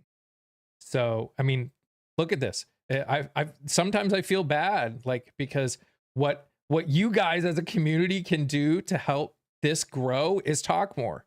But sometimes what you need to be doing is just sitting there and listening. And the algorithm doesn't even help with that. So it's really tough sometimes. Caring now because it hits your pocket doesn't change who you are. Depending on where you go with it, Wes, I agree with that. Yes. Depending on where you go. If your pocket hurting does not cause you to do anything more other than complain about the fact that your pocket is hurting, absolutely. 100%. If they do it right, if they actually want to change, like that's why it depends. So I know people, I've seen videos of people that something happened that hit their pocket that made them realize there was something more wrong than what they thought, and it caused them to talk and listen and get to a point where they actually did change. Right. If all you're mad about is that it costs, correct. Yes. If it's just the money, then no change has just happened, which again, that has been the American history, right? I mean, Scott and I have talked about that. American history is money, gas prices go. That's why gas prices are the thing. Like, that's why everyone talks about gas prices, because people literally have changed their vote between Republican and Democrat for the only reason of gas prices. Nothing actually changed. They didn't actually like the other side. It was the other side, then who was in charge when their prices went up. It is a pity that it took something like that to make people change, but we are where we are and we have to accept reality. And especially in terms of the gas price issue, since Mr. Ford first rolled out his Model T, the American people have had a core belief that it is a God-given right to have cheap gasoline. Yeah, that's existed. That has not changed. In World War II, we accepted all sorts of rationing. The one thing everybody cheated on was gas rationing. The American people just didn't accept it. And unfortunately, we've created a society that requires it, which is what makes it that much worse. Like, you can't walk anywhere. Like, if I could walk to most of the places that I needed to survive, I would get rid of my car like that. I would love it. I would get rid of it. I would rent a car when I needed to travel, or take an Uber. That's interesting. If I could walk to the store or wherever I needed to go, I'd probably have a heart attack. But that's just me. I'm not in good shape. Yeah, but if you were always walking everywhere, you'd probably be in better shape. Like, you're at a point now. I probably would. That and too many pizzas at night and a couple of scotches. Yeah, but that's what I'm saying. We've created a society where driving is everything. It's required. You cannot survive in 99% of the country without a car.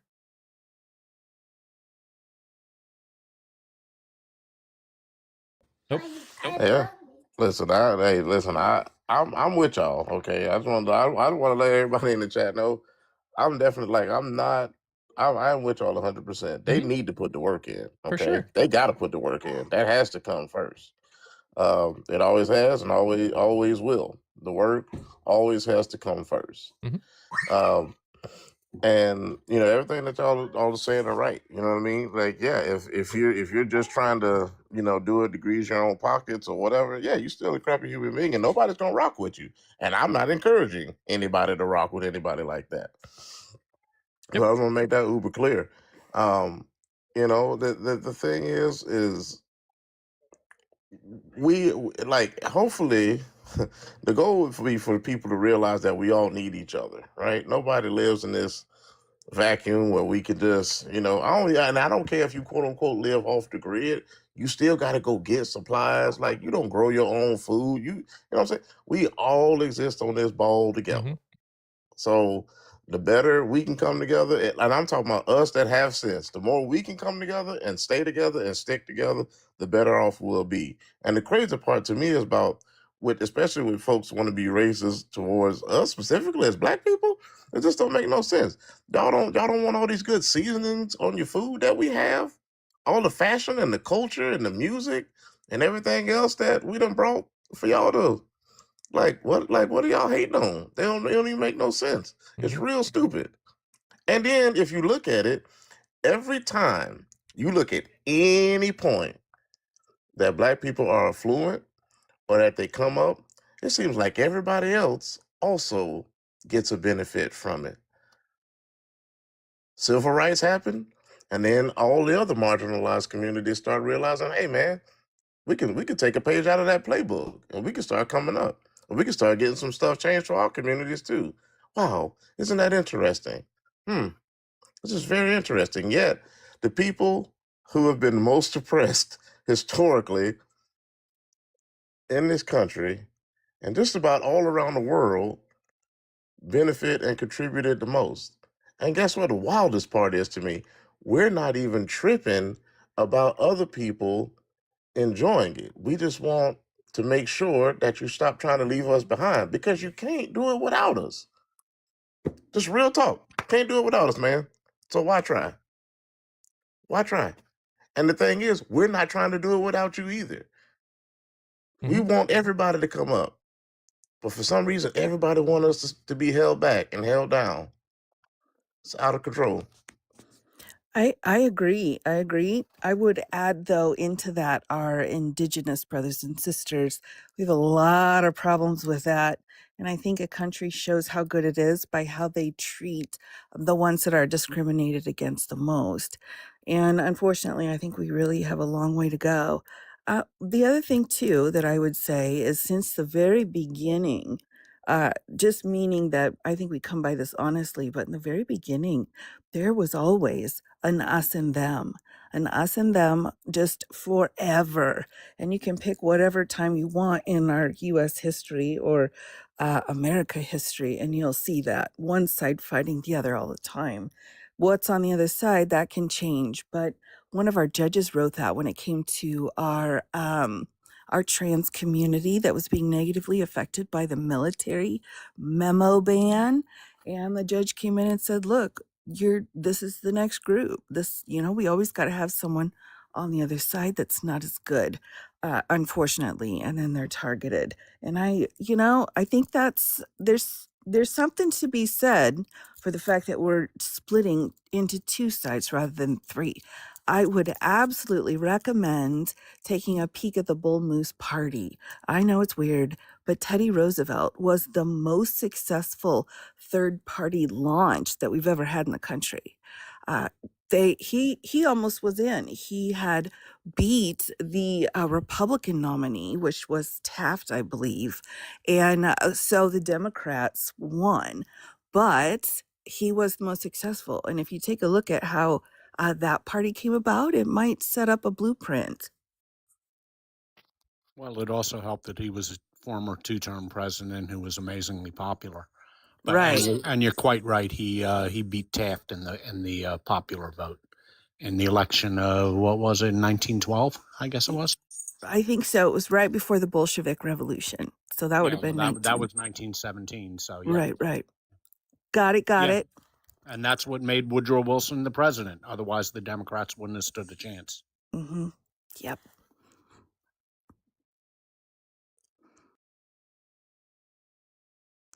Oh, AJ, of course, we can't ever leave out our Indigenous brothers and sisters.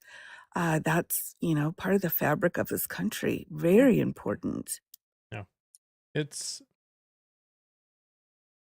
is the hardest part about everything that we're doing. And for all of you that come in, whether it's come up on the panel or sit and listen to us, talk for 2.5 hours, you guys, this is the work that needs to get done if we actually want to fix it.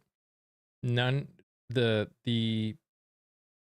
rage baiters, the people that just bring up MAGA people just to get on them, that's not going to fix any of the problem. It's not the problem. What we have been dealing with for, you could argue for the last 80, since Reagan, for the last 50 years now. We've been dealing with, basically, if you look at the United States as the body, we've basically just been getting tiny little cuts all over our body. And instead of looking at why we're getting all of the cuts, we've been putting Band-Aids on them. Stop. And that's... Stop. You're gonna hurt yourself. Please stop. The oven is on.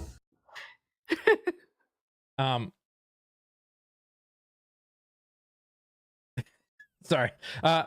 We've basically just been putting Band-Aids on all of the cuts, and we haven't been looking at why we're getting all of them.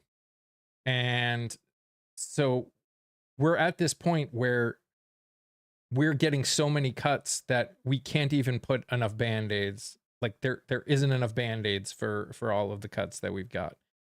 And I agree. We have to start focusing on why the cuts are happening. It feels a bit like doing triage, right? How do we stop the bleeding? Yeah. Well, and that's the thing. The cuts are getting too deep now. So like you're more worried that you're gonna prick an artery than you are that over why this is happening in the first place. Yep. 100%. So hopefully more people will get in the conversation, because in the end, this is the crazy thing. Like it is hard work. And for those of you that come and hang out, it is hard work what we're doing. Sometimes it's not comfortable. But dang it, if I don't feel better going through these things with people that actually care and want to learn and want to grow. Because, this is the world that we can become after this is so much better than what it is now. And again, that's why I keep saying we have to be willing to do the work. To fix it, we have to be willing to do the work. I can't convince you to care. Nothing I say will convince you to care. All right, go ahead and tell them. Cute is white. That's not what yeah, that's true. But what you supposed to tell the child to do? Yeah, let me help you. Tell us the points. That's right. Collect your points. Oh my! Look how cute he is. Oh, so Hello. adorable. Now, Chad, look, if nothing else, this is another reason to get yourselves out there. Please help protect my son. For real. Help me protect my son, because y'all, there's these preloaded conversations. No, not yet, son. There's these preloaded conversations that I know I have to have with him, right? About police stuff, the history of this country, so on and so forth. But man, if we could really start to get some folks in here who's not going to be doing this silly stuff, that's this I'm saying silly. I really want to say some other choice phrases, but not doing this absolutely horrible garbage that is taking place in the country right now. That would be fantastic. Mhm. So hopefully he can not have to worry about it to such an nth degree that he can go at least most places and be okay. So help me out, chat. Help this face out, chat. Help him out. I know I got to be in the frame too. Here, give Chat a kiss. You're cheating using cuteness. That's a cheater. Now, some people I'm okay say with it. cheating. Some people just say. Some people would say I'm just using the advantages that the Lord has blessed me with. Exactly. All right, there's that too. You know what I mean? Yeah. I just want to say a couple things because we are at the end. Biggest things. So obviously collect your points. Obviously follow over on the tube. There are a lot of this is why we say that it's got to be more than just a party name next to it. There are some people in the party that are in the corporate side of the party that are doing some pretty crappy things. We've talked about how Connecticut has never had a primary since it came in because every time it looks like someone's going to get enough delegate votes, they change the rules. And that's what happened this most recent time. And so now all of the people that actually almost had enough votes to be on for a primary now have to get signatures, and they don't have long to do it. If you have watched the videos, Jess Murphy, who is running in New York, the older person that she was running against in the primary, brought her to court and got enough of the votes thrown out to keep her off the ballot this year. And this person specifically went up to her and told her that she should run for something else, and she could have it. She needed to wait her turn.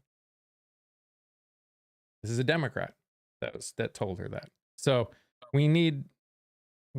this is why this is so important that we get out there and we do the work. Because that's the only way we're going to make the change.